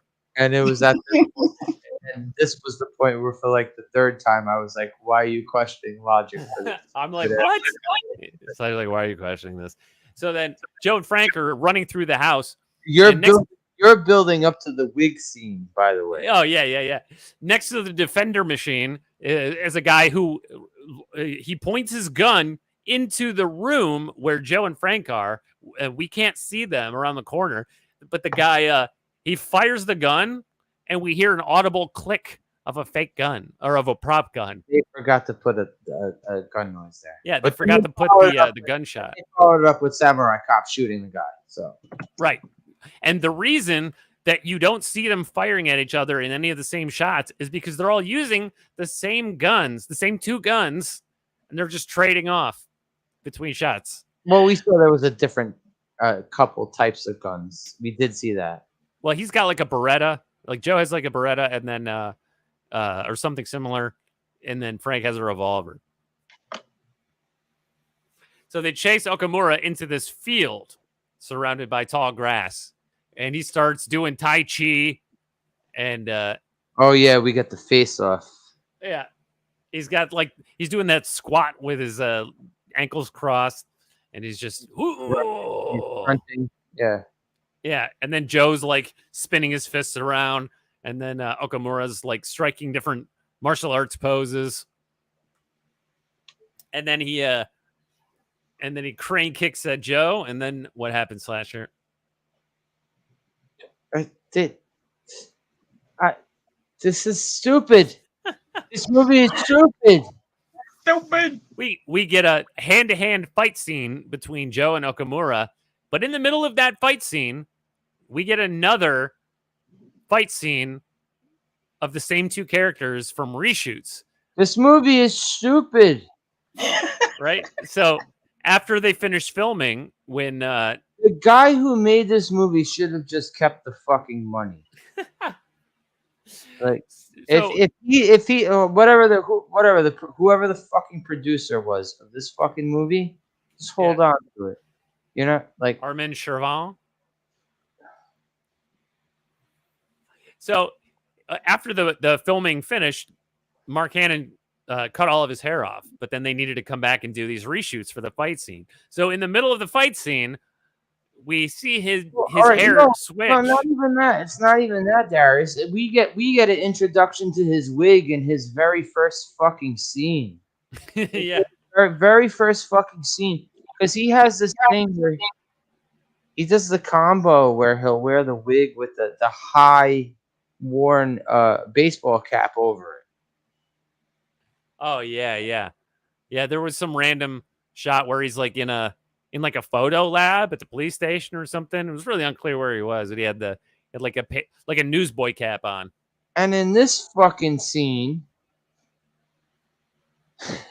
like, all right, how did you explain it before when we were watching this? When we watched that fight scene? But it keeps going back and forth between his real hair and the wig. Yeah, you said it's like they threw a fight scene in the middle of this fight scene. Yeah, they did. I think they realized that fight scene wasn't long enough, so they wanted to pad it out with more fighting. So they went back and did reshoots with the same actors fighting. Not just more fighting, but with more wig. Yeah, but not only that, I'm watching it again right now. Not only is Samurai Cop wearing a wig, but the film stock is different. It looks more bluish and fuzzy. It's like inferior film. A lot of the time you see him with the wig, the background seems very like light blue, like powder blue. Yeah, like they couldn't afford the same film. They got cheaper film to do the reshoots. And not only that, I just noticed it's in a different location.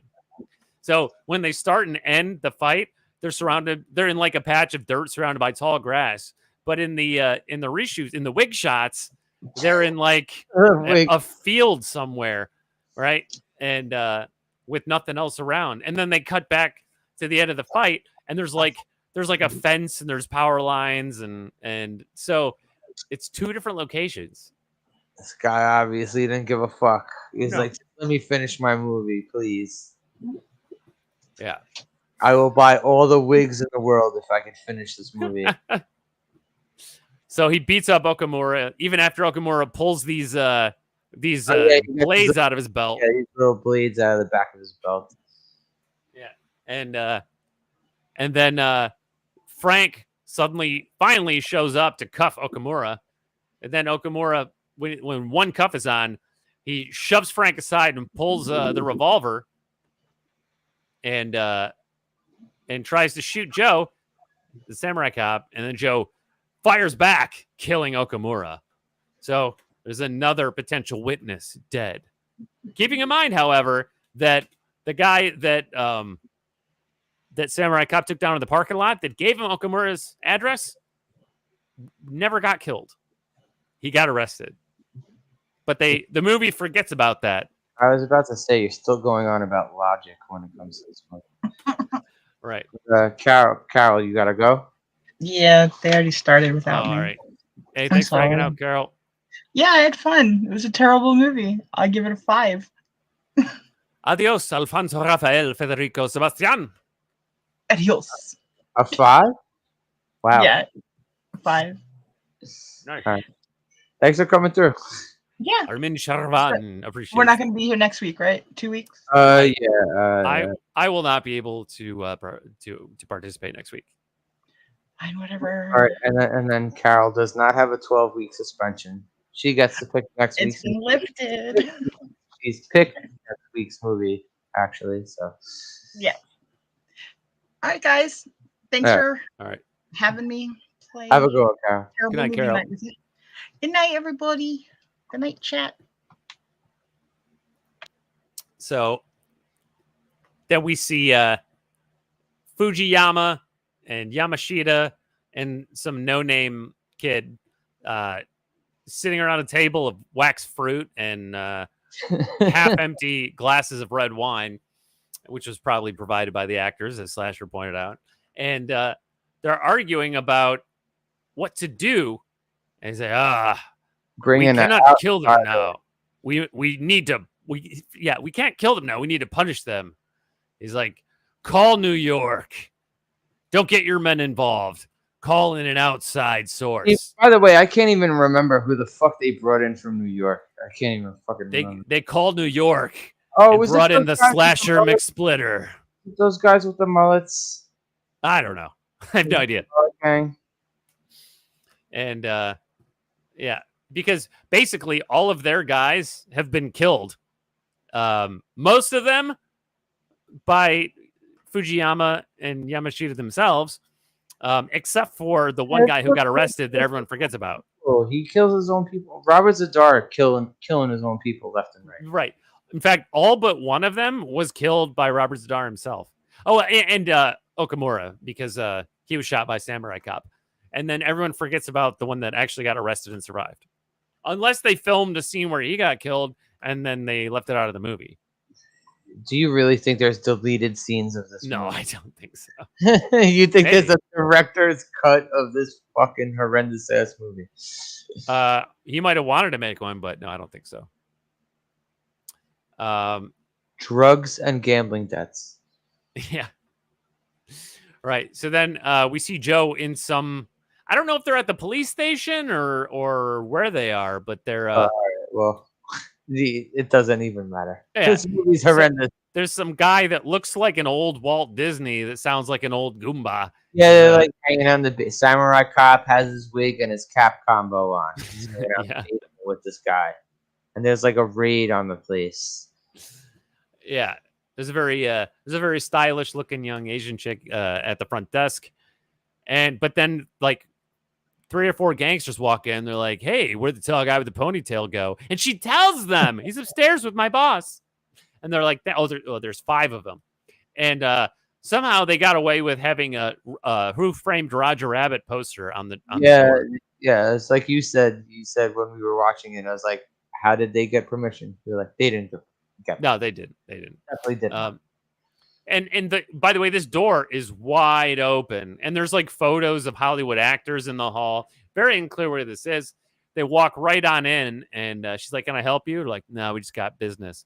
One of the 5 stays behind to keep an eye on her, and yet doesn't notice that she reaches over to like the reception window and presses a big doorbell connected to a wire.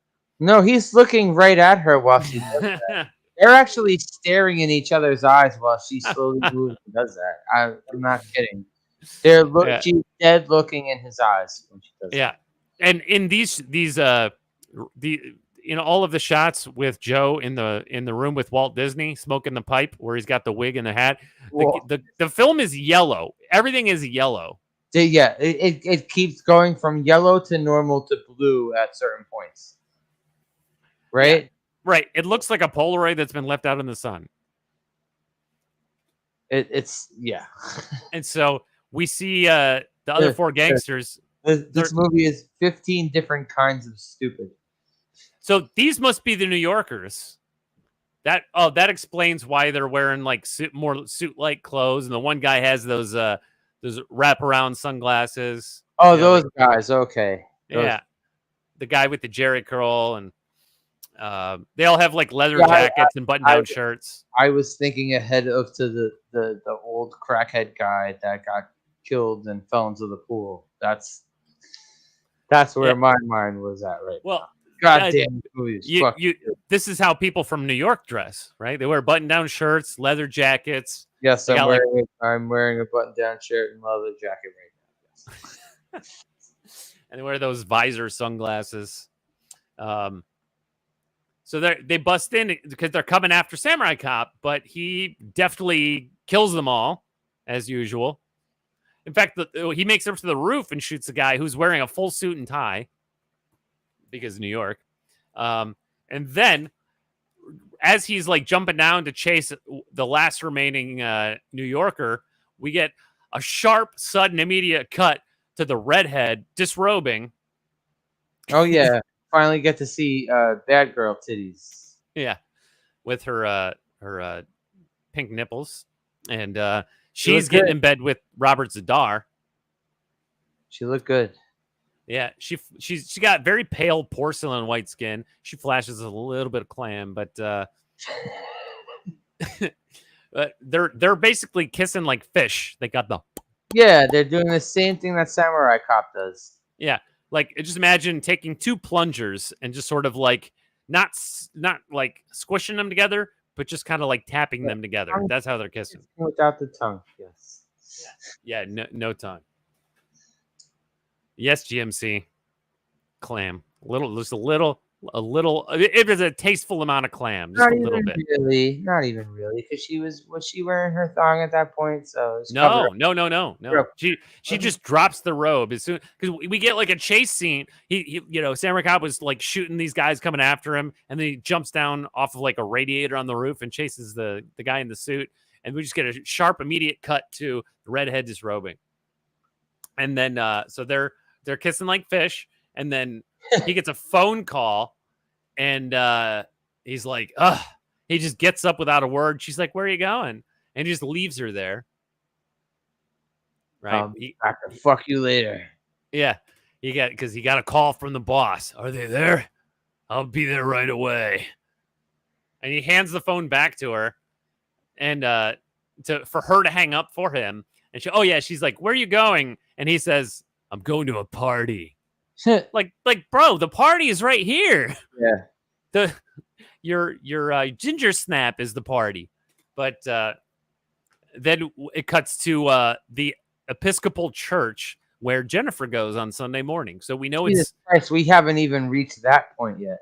Yeah, it's Sunday morning. I don't know if I could go 2.5 or 3 hours. Oh no, talking about this fucking movie. No, we can do it. We can breeze through it.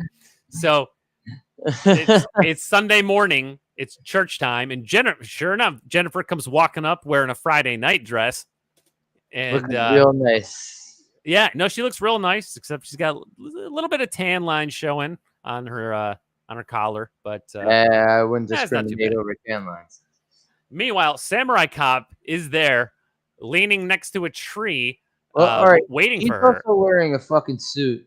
This is the first time we see him wearing. He's wearing this weird suit and a ponytail and sunglasses, and he's got like these red suspenders. Yeah, bro, his Sunday best suit is like a peak lapel, double-breasted suit with like these two-tone stripes on it, two-tone black. He's just like one of the mafia guys in New Jack City. Have you ever seen New Jack City? Oh yeah. He's got like this red pattern tie, but he's got like and he's instead of a belt, he's got red suspenders. It's very much like a power suit, something from somewhere between New Jack City and American Psycho. But the sunglasses are those big, the most 80s sunglasses that you've ever seen. Picture those, and those are the sunglasses. And he's got his hair in a ponytail. He's all cleaned up. If he's not a mobster, he looks like a wannabe mobster. Oh, and he's got a tie pin right in the middle of the tie, like a gold pin. He's definitely silent. Right. So he sees Jennifer walking up. He takes her by the arm and says, "Hey, I got to ask you some more questions." So again, he does not separate his police interrogation work from his banging. Oh yeah. Yeah, his work and pleasure is the same thing. Yeah. And she's like, police questions? Well, let's just say questions. So Let's just say she's open to questioning. yeah, she's like, where? And he says, in my car. But there's like an old dude next to a Cadillac who's watching, and he obviously works for Fujiyama. And then a lion face guy. yeah, the lion. Yeah, he looks like his Lion hair hair. looks like a gray lion's mane. So, despite the fact that Joe says in my car, we immediately cut to this this condo on the beach, and he's taking her in the front door, and she's like, "You own the place?" And he's like, in the back door too. Yeah, he takes her in through the back door. And he's like, "Yeah, I own it. I just pay month to month." Right? It's so. Oh, and he's got a Buddha lamp, and he goes, "Come on, let me show you around." Right? Keeping in mind that she was supposed to be in church. And he intercepted her on her way to church. Right. And brought her back to his apartment to bang her. Right. Right. Well, he knows she's Episcopalian and she likes to get down on her knees on Sunday morning. So And worship. yeah, and worship. Take me to church. Or was it Madonna's Like a Prayer? I'm down on my knees. So he makes her breakfast, but it's what does he have for breakfast, Slasher? Wait. I don't even remember what it was. He makes her a whole roast chicken. Wait, he did? I don't remember that at all. Yeah, he's like, I have a neighbor next door who has farm animals. I kidnapped the chicken and then okay. I stole one and killed it. Right. And they're having white wine. And she goes, he says, so I hope you're impressed. She goes, how did you know I'd come home with you? And he says, let's just say I can read eyes. I can see it in your eyes. Yeah. Right. And then they clink. Well, then it cuts to Officer Preacher in his home where he's got all of his framed medals on the wall. I actually completely forgot about this scene.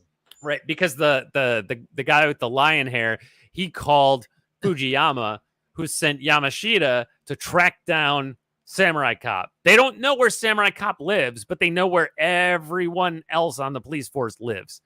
So they start with Officer Preacher, and he's got all these medals and photos and magazine clippings all over the wall. And he's just standing there in his living room in a wife beater, just pumping iron while his wife reads the paper. And Yamashita and his goons come running in. And this is where we get one titty. Yeah. One of them grabs his wife, and one holds a gun to Preacher's head, and Yamashita holds a katana to the other side of his neck. He's like, what the hell do you want? And the wife's like, my husband, he's a cop. You can't do this. He's like, I don't know where your samurai friend is. Mm-hmm. I don't know. We're not good friends, which is clear. And then one of the guys like tears open the wife's shirt. And they get one titty. But it's like titty. Titty where there's a grape scene about to come. But right. We don't get a good thing. We don't get a grape. No, yeah. Luckily, we don't get that. This movie seemed like it was pretty ready for at least one of them. One of those types of scenes, but we didn't get it, which is good. Yeah, no, they don't. That was a good thing about this horrible, horrible movie. Yeah, they don't dolphin love her, but Yamashita just slits her throat with the katana, and Preacher's flips out. It's like don't. But he's like, please don't hurt my wife. As Yamashita is already cutting her neck with the katana, and then shink. We get all this bright red corn syrup blood, and then he stabs Preacher through the appendix. He drops to his knees like, ah! And somehow Yamashita just found Washington's address lying around somewhere in the house, which is Frank. And he's like, all right, we'll go to the policewoman's. Yeah, basically, they're going to go visit Frank, and they're going to visit Peggy. And then we get the bacon grease scene. Yeah. And he's like, yeah, well, he lives alone, but sometimes his girlfriend's there. Whatever she was cooking. Right. He's like, so they go to Frank's first. Well, Oh, well, we cut back Yeah. to Joe They- and Jennifer. they come at him in his apartment. Yeah. Well, first we get a shot of Joe and Jennifer post chicken out on the beach, and she's wearing a black bikini, which she must have been wearing to church But underneath her dress. Yeah, yes, that's right. Within all the chaos, we get a sex scene going on. Yeah. And Joe's wearing the black banana hammock. Yeah, And you can fucking yeah. and you can tell got that the he is in fact circumcised. Right. And then so then the goons show up at Frank's place and they're like, we want information. And he's just getting out of the shower. So he's in his boxers. And one guy's like, oh, pull a bullet in your head. And then Sean Penn pulls out a knife, holds it to his crotch. Yeah, they're gonna castrate him, bro. But he fights his way out of it. Right. So this is the callback to when he said that Chief Roma was going to cut his dick off. So now Sean Penn's like, I could kill you now, or I can relieve you of this gift, this black gift. By the way, disclaimer: it's not really Sean Penn. No, but it looks like him from the side. And yes, the guy actually says that to him. And at that point, Frank's like, no. In a split second, you won't enjoy yourself again for the rest of your life. And Frank's like, no. And I forgot, how the fuck did he fight his way out of it? yeah. By the way, he does not give up Samurai Cop. He keeps his mouth shut because he's a true bro. Even with a knife to his dick, he kills a lot of people too in this. Oh yeah. No, I'd say he kills a lot more people than Samurai Cop. Yeah. He definitely does. Frank is awesome. And he doesn't give them Joe's address. He tells them it's over there in the closet. So the guy holding the revolver to his head goes over to the closet and looks through his jacket. And meanwhile, the guy with the knife, he moves the knife up to Frank's chest. He goes like, ain't nothing here in the jacket. And so then Frank, he's reaching for the scissors on the table behind him. And he basically knocks the knife away and then spins around behind the guy and stabs him in the back with the scissors. And then he holds the knife to the guy's throat. So he's using him like a human shield. It's actually a smooth move. I remember him holding the knife to the guy's throat. I didn't remember him stabbing the guy in the back with the scissors. Yeah, no, he just reaches behind himself, grabs the scissors. He grabs the knife hand, gets behind him, and he just pokes the scissors into his back, and he holds the knife to his throat. So he's holding him up like a human shield. And then the guy's like doesn't want to shoot, and so then Frank he's got scissors in one hand and he's got the knife in the other hand. So with his third hand, he reaches into the guy's gun holster, pulls it out, and shoots the guy at the closet. That's right. He pulled the guy's gun. That's right. Yeah, he didn't have a free hand, but he had one to grab the gun, which I think is the same revolver we've been seeing. And so he's killed both of these guys. And then even though Joe and Jennifer were down swimming in the ocean on the beach, now they're in the pool. And Frank is trying to call him. Didn't even go to the sex scene yet. This was no sex scene. No, they have breakfast, then they go to the beach, then they just go to the pool. She got a nice ass, man. Oh, dude, she had an amazing, and I could tell because of the way she like dives under the water and swims to the other end of the pool. This chick is actually a swimmer. They had her in the right bathing suit too. Oh yeah, a little black bikini. Yeah, and which explains why she has that fit physique. Meanwhile, Samurai Cop is like, at full mast in his banana hammock. At least Samurai Cop didn't do a Van Damme and demand that they show his fucking bare ass. At least I'll give that to Samurai Cop. Oh yeah, dude, Jennifer has like, it's not a super thick ass, but it's like kind of like she has like 90s Playboy ass. Yes, yeah. A lot of the girls in this movie, I guess that was a common thing in the early 90s. If you're going to have a hot girl in the movie, they got to look like they're 90s Playboy. Yeah, it's like her hip almost seems like it goes up to like her sternum, you know. It's like she just got like it's just a nice shape. It's a nice like pistachio shape. And so Frank is calling him to warn him that these guys are coming after him, but Samurai Cop does not hear the phone ring because he's swimming in the pool. Yeah. And then we see Jennifer cooking some bacon in the morning on the stove. So the guys bust into her place, and she knocks one of them out, and she goes for her gun in the drawer. She actually keeps a gun in like the top drawer in her kitchen. She's beating them all up, like 2 or 3 of these guys on her own, and until Robert Zadar comes in, and he basically holds her down. And then the other guys gather around and they hold her down. And then we think there's going to be some dolphin love, but there isn't.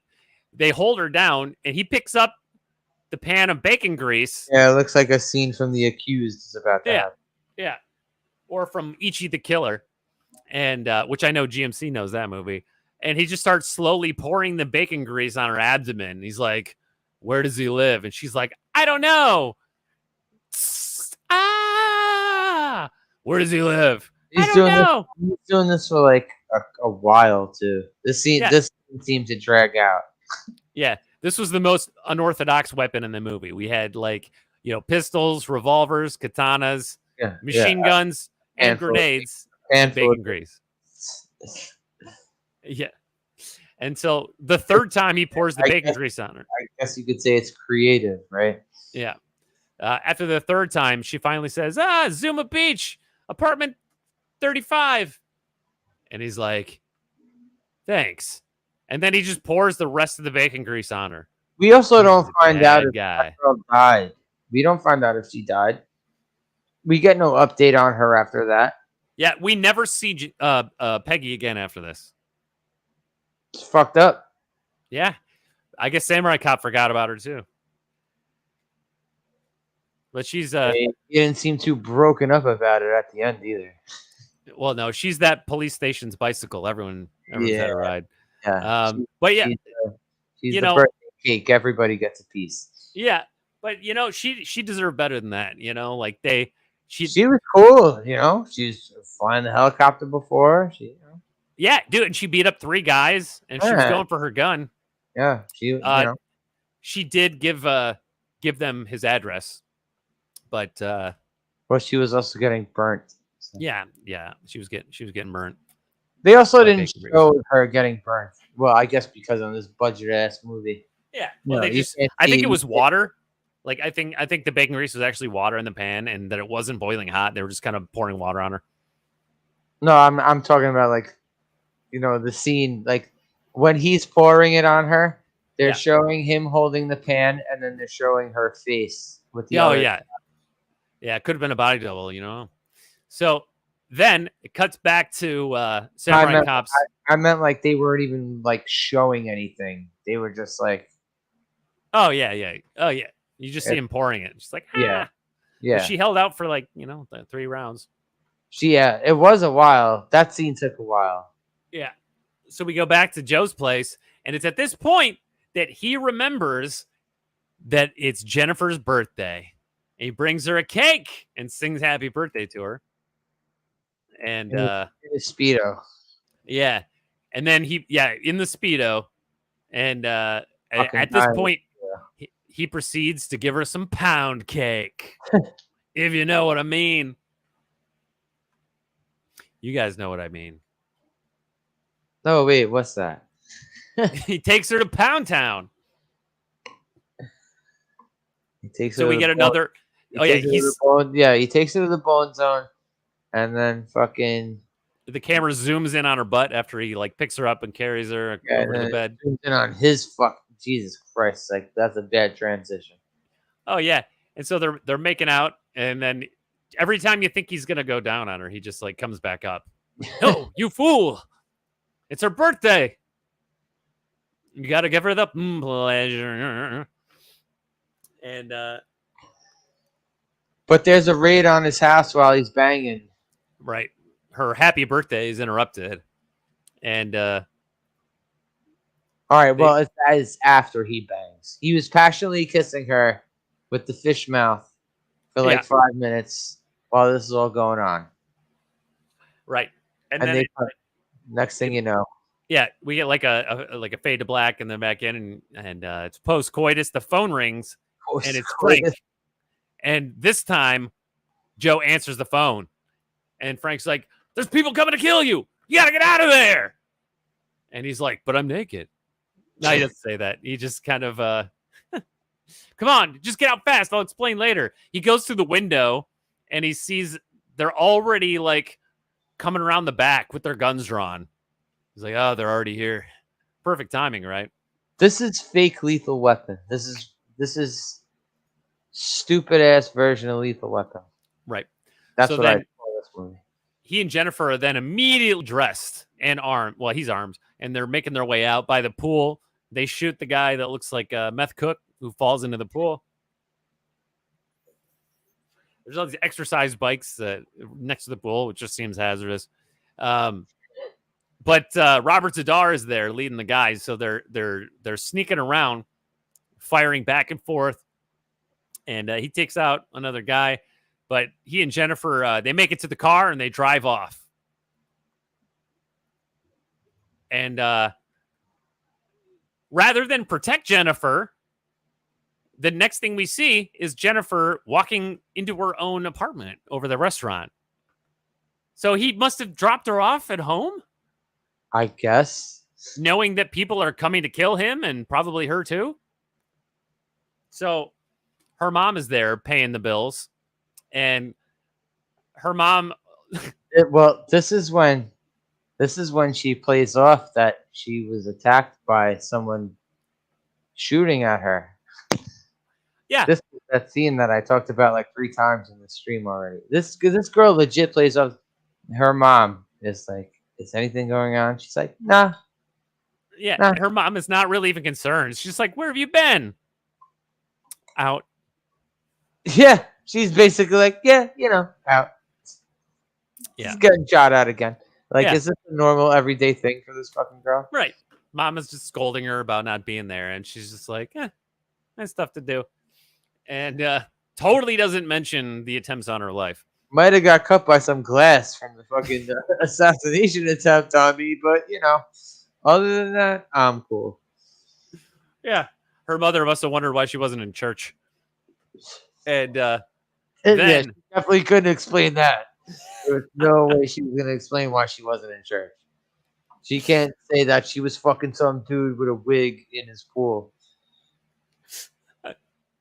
yeah. Well, he made me chicken, Mom. And he sang me happy birthday. And he kissed me like a fish. And he's a cop. He's the best damn cop on the force. Yeah. And just then, Fujiyama comes in from the door. And he gives her the stare down. Do they actually play that dun dun dun type music too? Don't they actually In my head, they do. Right. So then it cuts right to the police station, and Roma's like, "I should fire both of you. I'm going to get fired. A month away from retirement. I'm going to lose my pension." He's my favorite guy ever. And he's like, "But you know what? I don't care. My future is gone, but I don't care. I don't give a fuck. You know what I want you to do? There's only one thing I want. I want you to find that motherfucking Japanese gangster and kill him. I want you to kill every one of his men and burn his house to the ground in a bloodbath. Don't leave anybody alive. And when they're all dead, you come back to me, and all 3 of us will get fired together.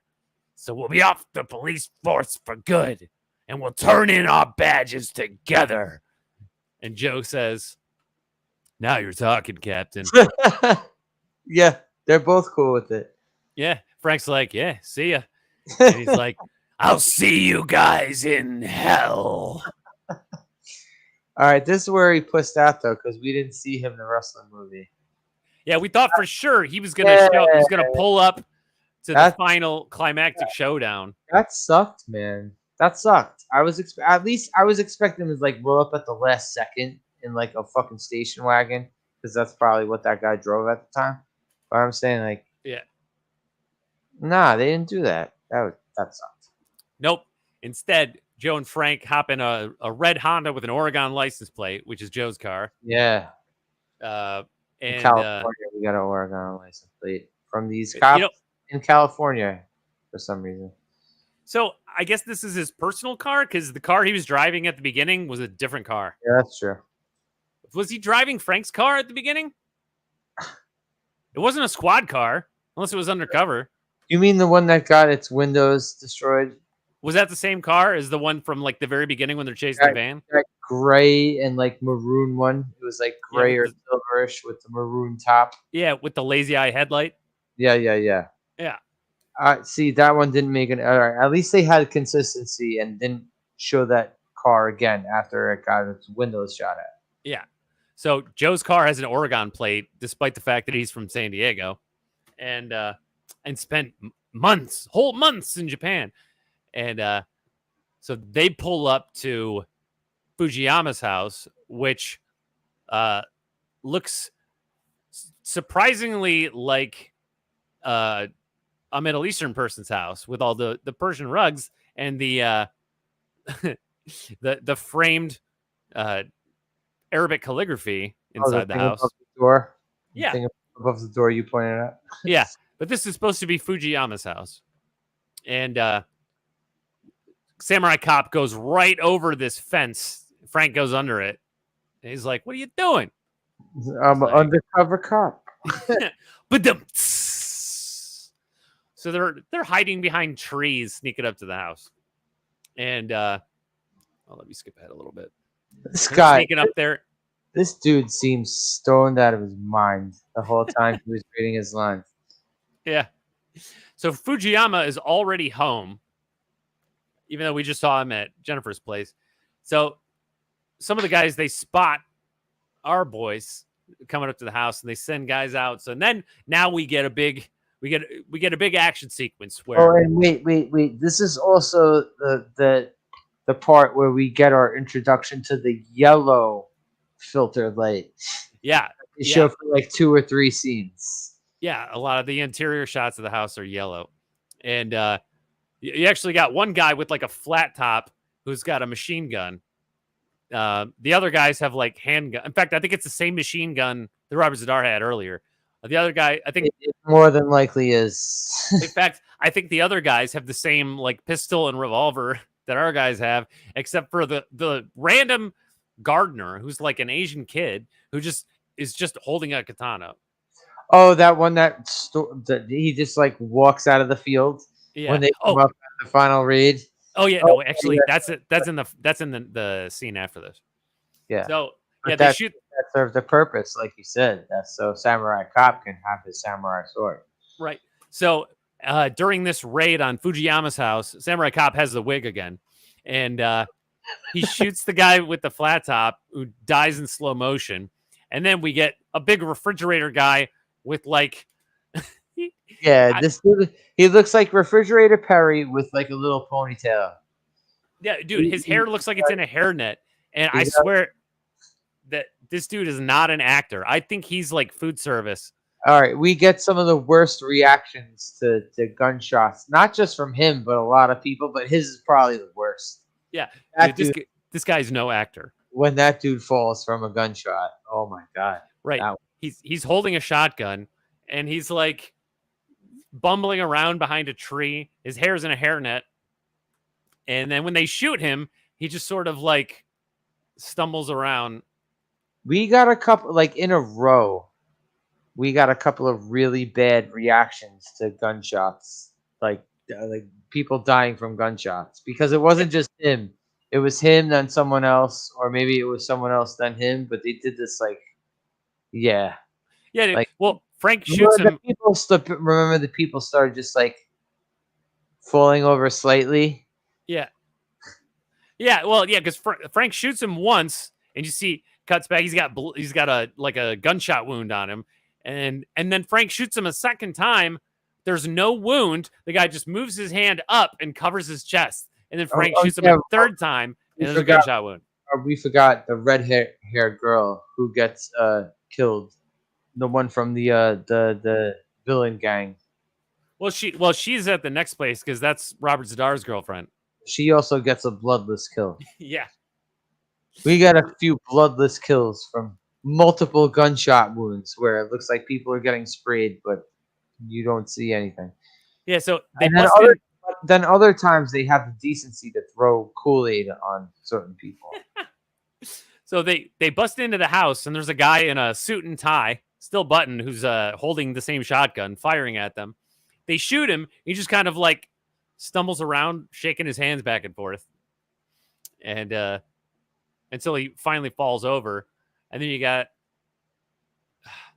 another guy firing out of the doorway, who then suddenly there's not even like a gunshot in between. It just cuts right from him firing at them to him covered in blood falling down. They shoot out the TV, a bottle over the TV and one of the lamps. Everything is yellow again. And then All right, it's more yellow when the Foogster, when Yeah. he's holding Jennifer at gunpoint. Yeah. First Yeah, of all, so- all right, the first two scenes where they show him holding her at gunpoint, it's zoomed in on him, just him, Yep. and he's telling us that he has her at gunpoint, and the screen is yellow as fuck. Then he's like, yeah, he says, he's like, don't shoot or your sweetheart is dead. All I want to do is get out of the country. And Yeah. then And we get a yeah, shot then it's pulled back where we see that almost Jennifer's there. normal screen, but at first when we see her, she's got that weird statue, the way they Yeah. shot it. It looked like they didn't want to show him holding a gun to the woman's head. The way Right. they had the statue. There's a hole in the But then statue. you- You see her eyes. But then he moves forward, and it's like, what the fuck was with that transition from the piss yellow screen? Yeah, I don't know. But then, so the wig is gone, and Samurai Cop has his real hair The again. wig is gone, but it There you comes go. back. It's not gone forever. Right. So Fujiyama's got a gun to Jennifer's head. Samurai Cop says, I thought you were fond of her. I was until you showed up. Meanwhile, Frank is on the stairway coming in from the other side. He's holding the revolver at him and he says, drop it. No, you both drop your guns or I'll kill the girl. And we were like, don't do it. Don't do it. How do I know you won't just shoot me? Well, I don't want any more trouble with police. So Joe convinces himself that this is true because he doesn't want Jennifer to get hurt. So he throws his gun on the ground. Frank gives him a look like, are you stupid? Drop the gun, Frank. I don't want her to get hurt. And so Frank is just like giving him the side eye, drops the gun. And Fujiyama shoves Jennifer away and then shoots Frank.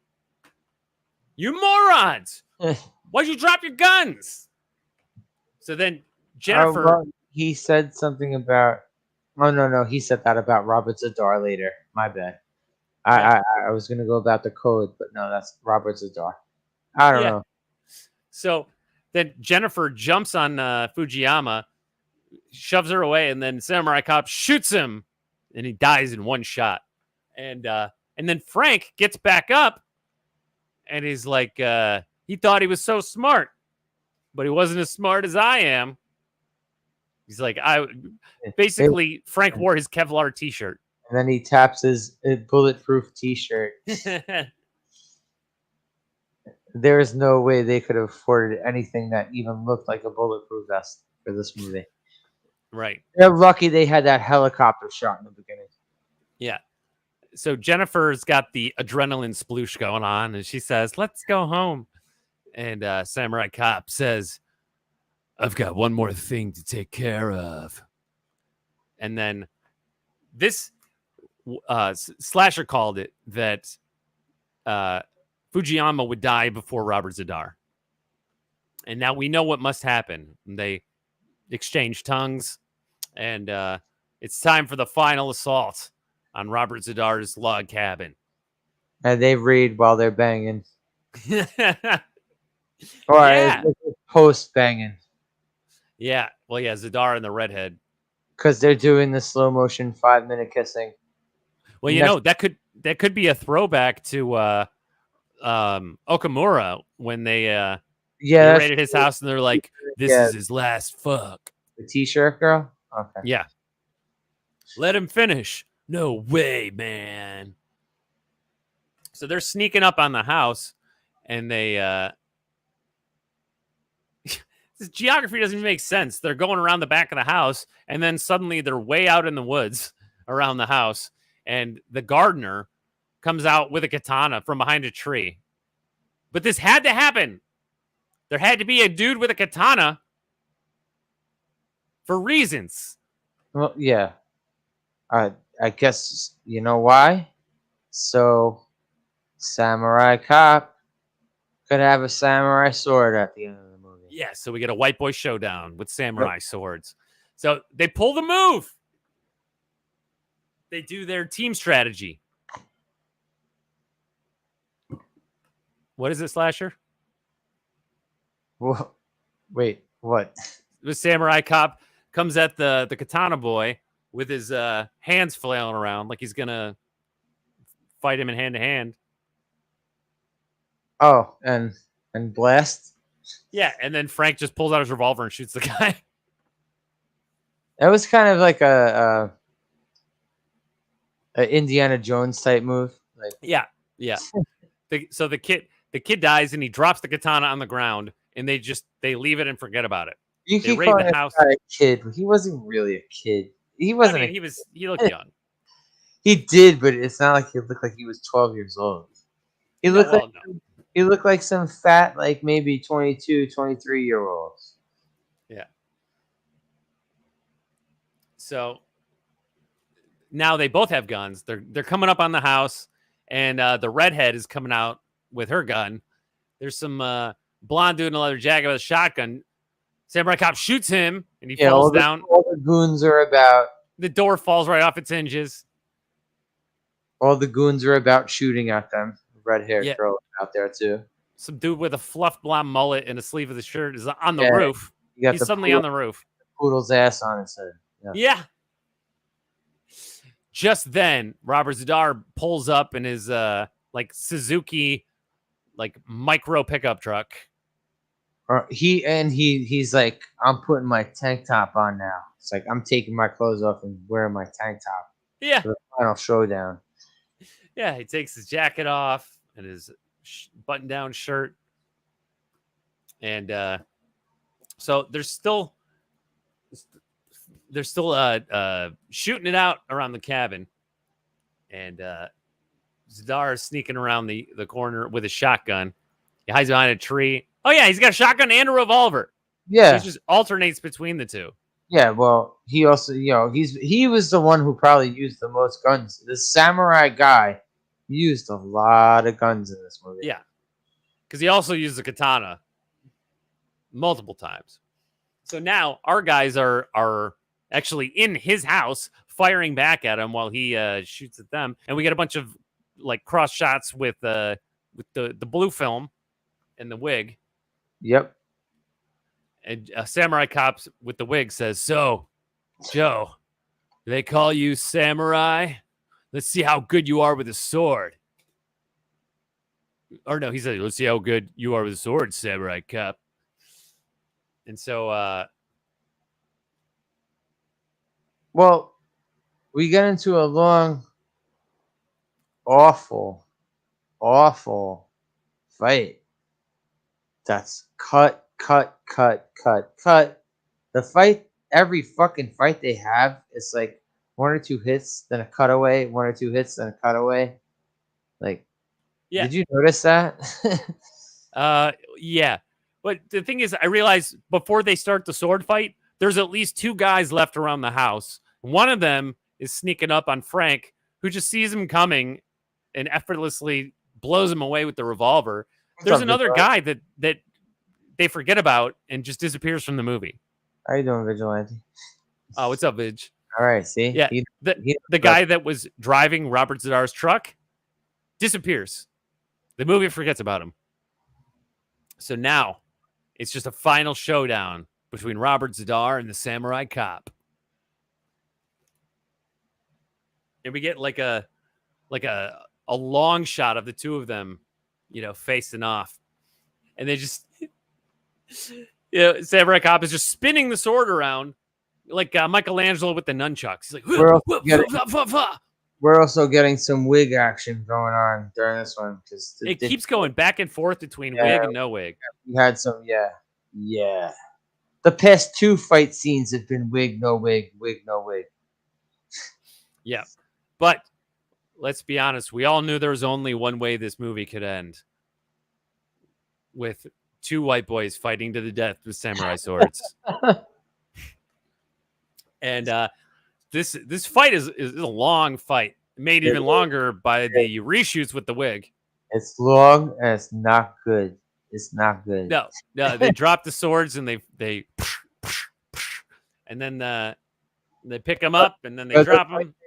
There's a scene where samurai cop drops the sword, but like when he drops it, you see him dropping it like standing up, and then the next scene, the next cut is the sword just on the floor. It's like we would have known that he dropped the sword. You just basically wasted a shot doing that fucking shit. Dude, they fight so long the sun starts going down. Yo, oh my god. Yo, they had mad problems with the fucking times of the day. Oh my god, the times of the day were insane. Oh, dude. Oh, yeah. Okay, when he has the wig on, it's sunset, but then it cuts back. God. Yo, there's one time where it's overcast completely. Yeah. And then all of a sudden it's bright sunny day. Right. And then it cuts back. So like they already dropped the swords twice now. Oh my like God. 2 different times. And now they're fighting hand to hand for the second time. And Robert Zadar's tank top is inside out. There's weather changes in between the same fight. In fact, it's inside out and backwards. His tank top. But yeah, there's lighting changes, film changes, wig on and off changes. Oh, doing good, Vigilante. Hope you are too. Thanks for coming, Vig. And so now they're fighting, they're duking it out. Some mad Foley sound effects. And he grabs Samurai Cop grabs Robert Zadar like backward in a chokehold from the front, and you hear he snaps his neck, and you hear it crack. And then but then us as moviegoers are like, well, did he snap his neck? Because this motherfucker just stood up. Yeah, he's fine. Totally fine. Moving his head around. Oh, thank you, Vig. It sure Thank sounded. Yes, the infamous Samurai Cop. It sure sounded like he snapped his neck. Right. But He's fine. He's just sort of, kneeling down. And Samurai Cop says, "You lost. You lost face." At which point I said, that's the wrong country, bro. It's the wrong culture. And and then Robert Zadar goes into samurai mode. Yeah. He pulls a Bowie knife out of his boot. And before he does that, first Samurai Cop lifts up his He wants Samurai Cop to behead him. Yeah, like a kaishak nin, which would actually be like somebody you trust, like your best friend. But he's like, "Kill me!"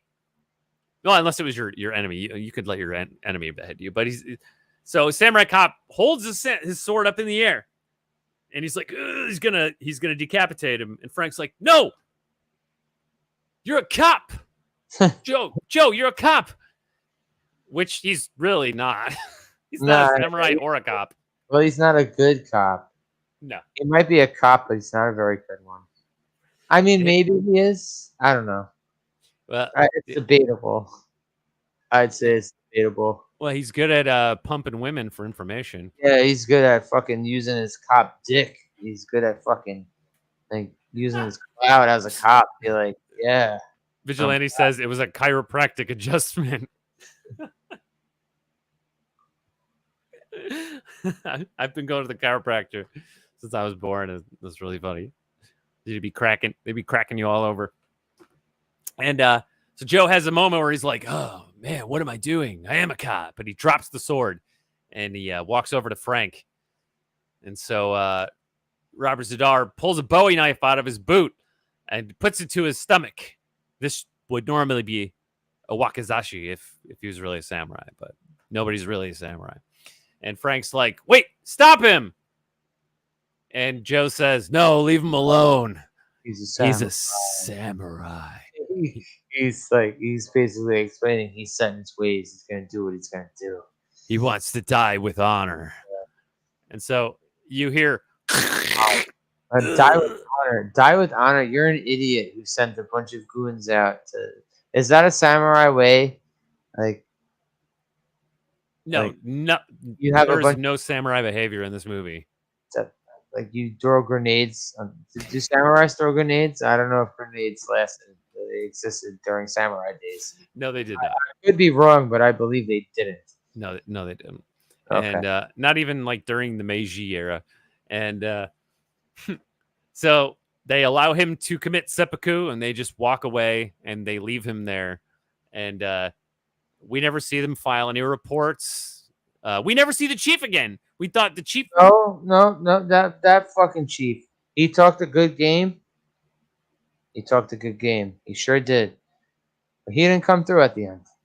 Very disappointing. No, he should have. If he was so sure he was going to get fired, the chief should have shown up for the final scene and well, he should have shown up at Fujiyama's house to take down Fujiyama and died in the process. And then Samurai Cop and Frank go after Robert Zadar.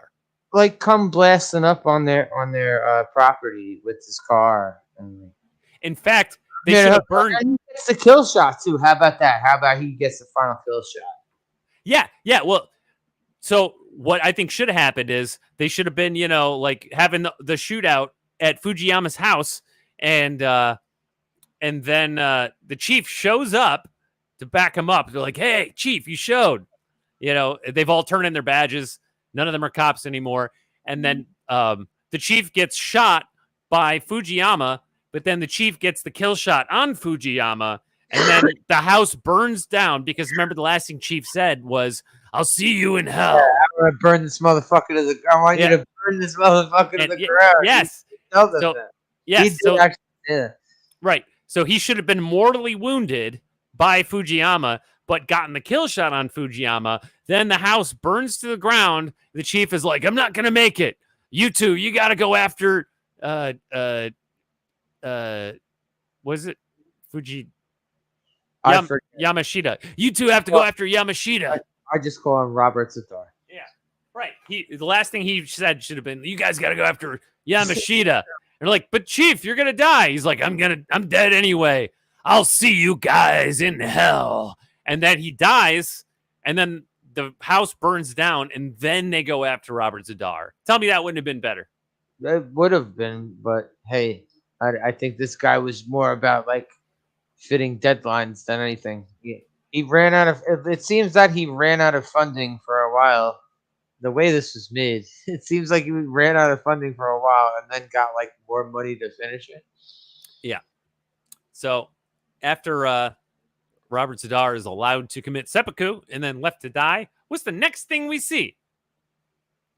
They don't go back to the police station. Oh, we get more pool Speedo bikini action. Well, down on the beach. This could have just been footage from earlier when they went to make out on the beach. But they're back on the beach. She's got her pistachio booty hanging out in the sun, and he's got his all black banana hammock. Oh man, this girl was hot. What was her name? Let me see. What was her real name? Jennifer? Yeah. What was her real name? I wonder if she was in Playboy at all. Cass. She had a look. Her name is Janice Farley, but Janice is spelled Janis. And Farley, like Chris Farley? Yes. Okay. So they're on the beach making out immediately, and the waves are splashing on the rocks. There's a lot of stuff splashing. Yeah, she's splashing because he got her out of her sugar daddy relationship with Fujiyama. You know what's really fucked up? No info on Burnt Girl. No, Peggy. Yeah, Poor Burnt Girl. we never find out if she got medical attention. Nope. Yeah, did we even find out if she died or not? Like, Nope. Yeah, we don't find out, right? Nope, Yeah. we never find out. Fuck that. So Jennifer just reclines back on a rock, and Joe just kisses her on the neck, and then we get one final wave splashing on a rock in the ocean. All over the place. Sploosh. Splooshing all over the place. And us as movie goers were like, wow, I feel like a tidal wave just hit me. And that was Samurai Cop. And this was whose pick? Oh, this is my pick. It sure as shit was. That's cool. It was more entertaining than Attack of the Killer Tomatoes. I've been wanting to watch this for a long Seeing time. that over and over again. I really enjoyed this. I It was a bad movie. In fact, more than a bad movie, it was a shitty movie. Who the hell would say this isn't any sort of a good movie unless you're going to make fun of it? There's no, even the fucking people who made this movie. Yeah. But when we talk about having fun watching bad movies, like movies like this are what I think of. It's all in good fun. Yeah. I know Vigilante didn't appreciate us watching RoboCop 2. Oh, because it's a good movie. It's not really a good movie, RoboCop 2. He says, I've seen memes, but I never saw it myself. Of this one? Yeah. I don't think I've even seen the memes. I heard about it a couple years ago. And because I had a choice, it was this or another one. And the other one is a great pick, but I've seen it many years ago. And I really wanted to see this. Are you going to say Silent Night, Deadly Night 2? No, Hard Ticket to Hawaii. Oh, okay, that one. It was my pick, and I had it down to those two. I Yes, picked this one. I thought you were going to pick that one before you picked this one. I really thought you would pick that one before that. I almost did, but I saw it I don't know, between 12 and 15 years ago. So this one I'd never seen. Same thing. I saw it once years ago. Yeah. And I think I was probably at least 6 beers deep when I finished it at the time. It's one of those movies. Yeah. I kind of want to get a wig now. Are you going to get this woman's store wig? Yeah, it wasn't just the wig. It was a woman's wig. It's beautiful. I want to make that funny fish face. This doesn't capture the glory of the top of it. Sorry. Yeah, when he's fighting Okamura and he just pulls the wig right off his head. I don't think he pulled it off. It looked like he was trying to hold on to it because he knew he was doing some sort of spin move. Yeah. And it did come off. It seemed like he was, kind of on point with that. And Okamura's real name was Gerald Okamura. Hey, wait, Vigilante. Hey, what'd you think of RoboCop? What'd you think of RoboCop 3, by the way? I just want to know. Is fucking RoboCop 2 is the Godfather compared to RoboCop 3. So. He knows I love RoboCop. It's your favorite movie. Yeah, exactly. That's how people know The Room. Oh, yeah, like video clip memes. Yeah. Troll 2, like you were talking about before we went on screen. 3 is trash. Okay. It's horrible, but it's actually worth a while. I actually would do that for the channel. Yeah, sure. Why not? We'll get around to it. Yeah. I have like fucking 4 months worth of movies. I can't believe we're almost at 3 hours, which is twice as long as the movie itself. Yeah. So I'll wrap it up. Go to the full custom. Thank you. Games. Hey, Darius. I know you're on the panel, but are we going to rate it? Whose thing are we rating? No, are we going to rate the movie? Oh, definitely. Bone. Renzo. Eric. Oh, thank you also, Carol. George Lucas. I'm sure that's the real George Lucas. Sherry. Scrambles.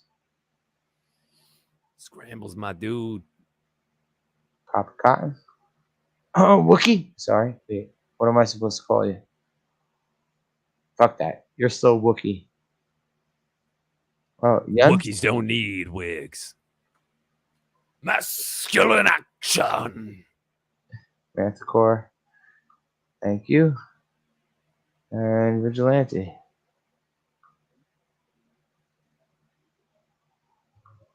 See. 3 is trash.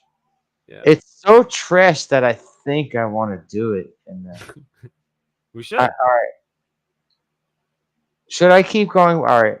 Should I keep going with individual movies, or should I do what I wanted to do after? All right. Carol gets the next pick, but next week we're gonna take off. Next one is Birdemic. That's Carol's pick. Oh, okay. Now, should I do the trilogy of movies I wanted to do?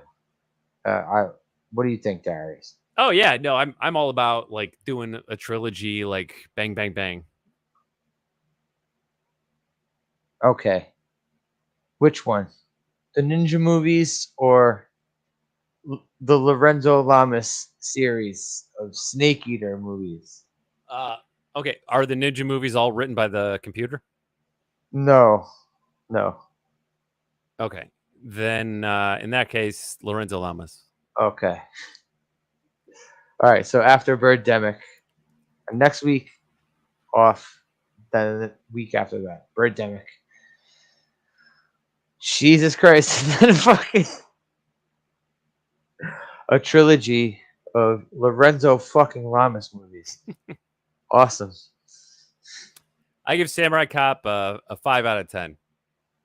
Yeah, would you watch this again or recommend it to anyone if they want to watch stupid ass movies or not? I would recommend it to people with the caveat that it is a very shitty movie. It's not a good movie, but it is fun to watch, which is why I gave it a 5 for entertainment value. Would you be able to watch this by yourself and laugh without other people to bounce the whole experience off of? No, I don't think I'd watch it alone. I would definitely watch it with someone. Exactly. This is the type of movie you can't watch by yourself. Yeah. You can't.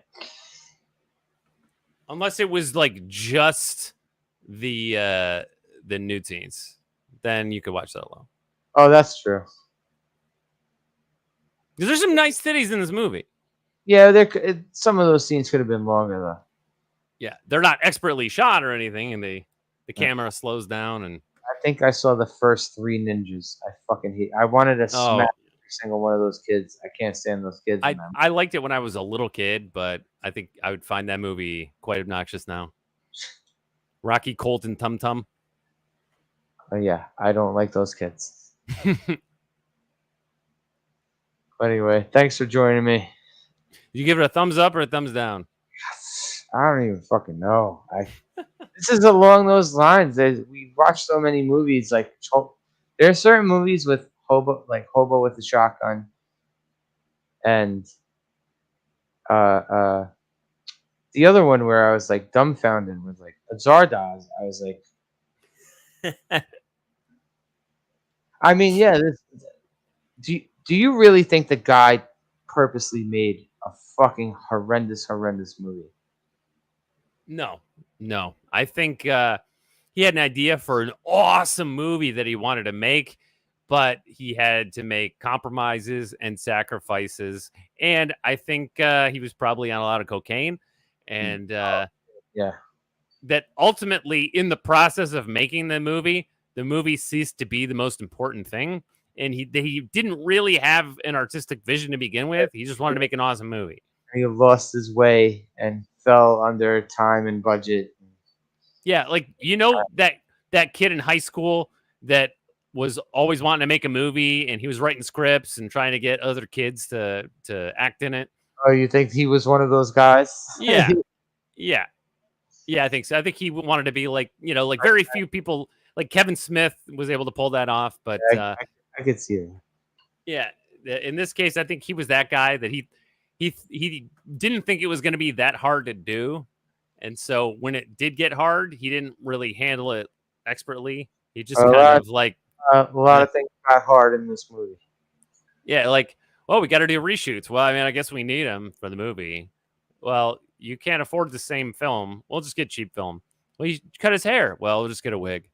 We just got to finish the movie. We just, like he probably borrowed money as you do to make the movie, and he had to release it in order to pay back his investors. So if it lost money, at least I think it's like a tax write-off if you lose it, but it has to actually come out.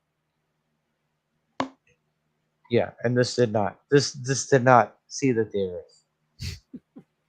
But this movie has enough of a following that they made a sequel in 2015.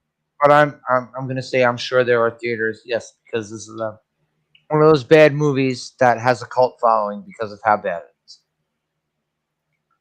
Oh yeah, it does.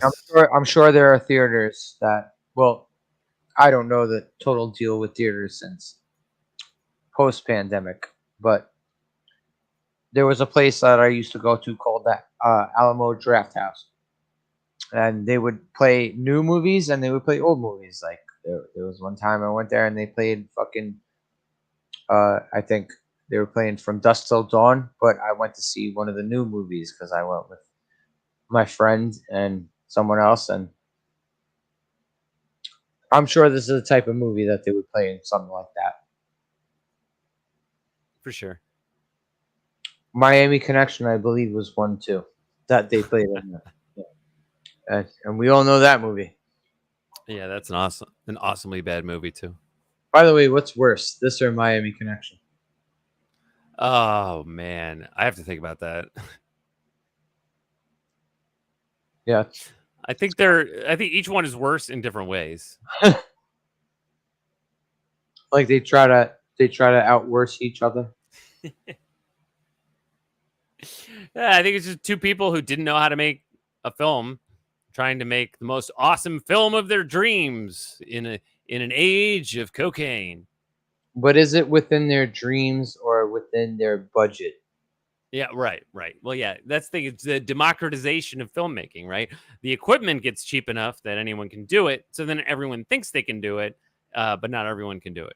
They went from normal looking filter to piss filter to Blue. fish tank filter. Fucking weird.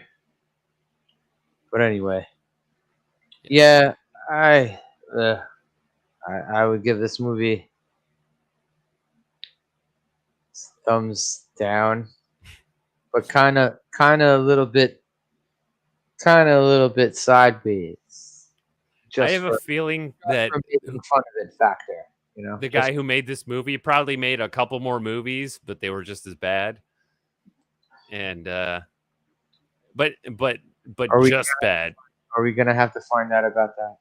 I'll look it up and watch more of this guy's fucking movies. I mean, it kind of feels like after he did the reshoots that he kind of gave up. So I don't know if he even wanted to make more films after this. I wonder why. But yeah. Thanks for coming through, man. Oh, I was right. He is Persian. I totally called it. Writer, producer, and director. So the next one is Carol's pick. It's Birdemic. Jesus Christ. These movies are getting worse. Because I've seen Birdemic and I know Bird. Oh my God. I don't know if I'm going to be able to get through that whole movie unless it's like an hour. Because the effects, I've seen some of the effects and they hurt. Oh yeah. Horrendous. Fucking, it's done on purpose though. Oh, R.I.P. the director. He passed away in 2006. Of Birdemic? No, sorry, of Samurai Cop. Oh. Well, R.I.P. Samurai Cop director. This stream was dedicated in your honor. I didn't mean any slander towards you or your family. I did enjoy watching this movie. Maybe not for the reasons that you thought a person would, but no ill will. But Darius, thank you. Thank you. Yep. Chat. I ran through everyone saying good night. All right. Good night, everyone. Next week, I'm not doing this, and Jesus fucking H Christ. Next up is Birdemic. I'm sorry. Later. Thanks for joining us.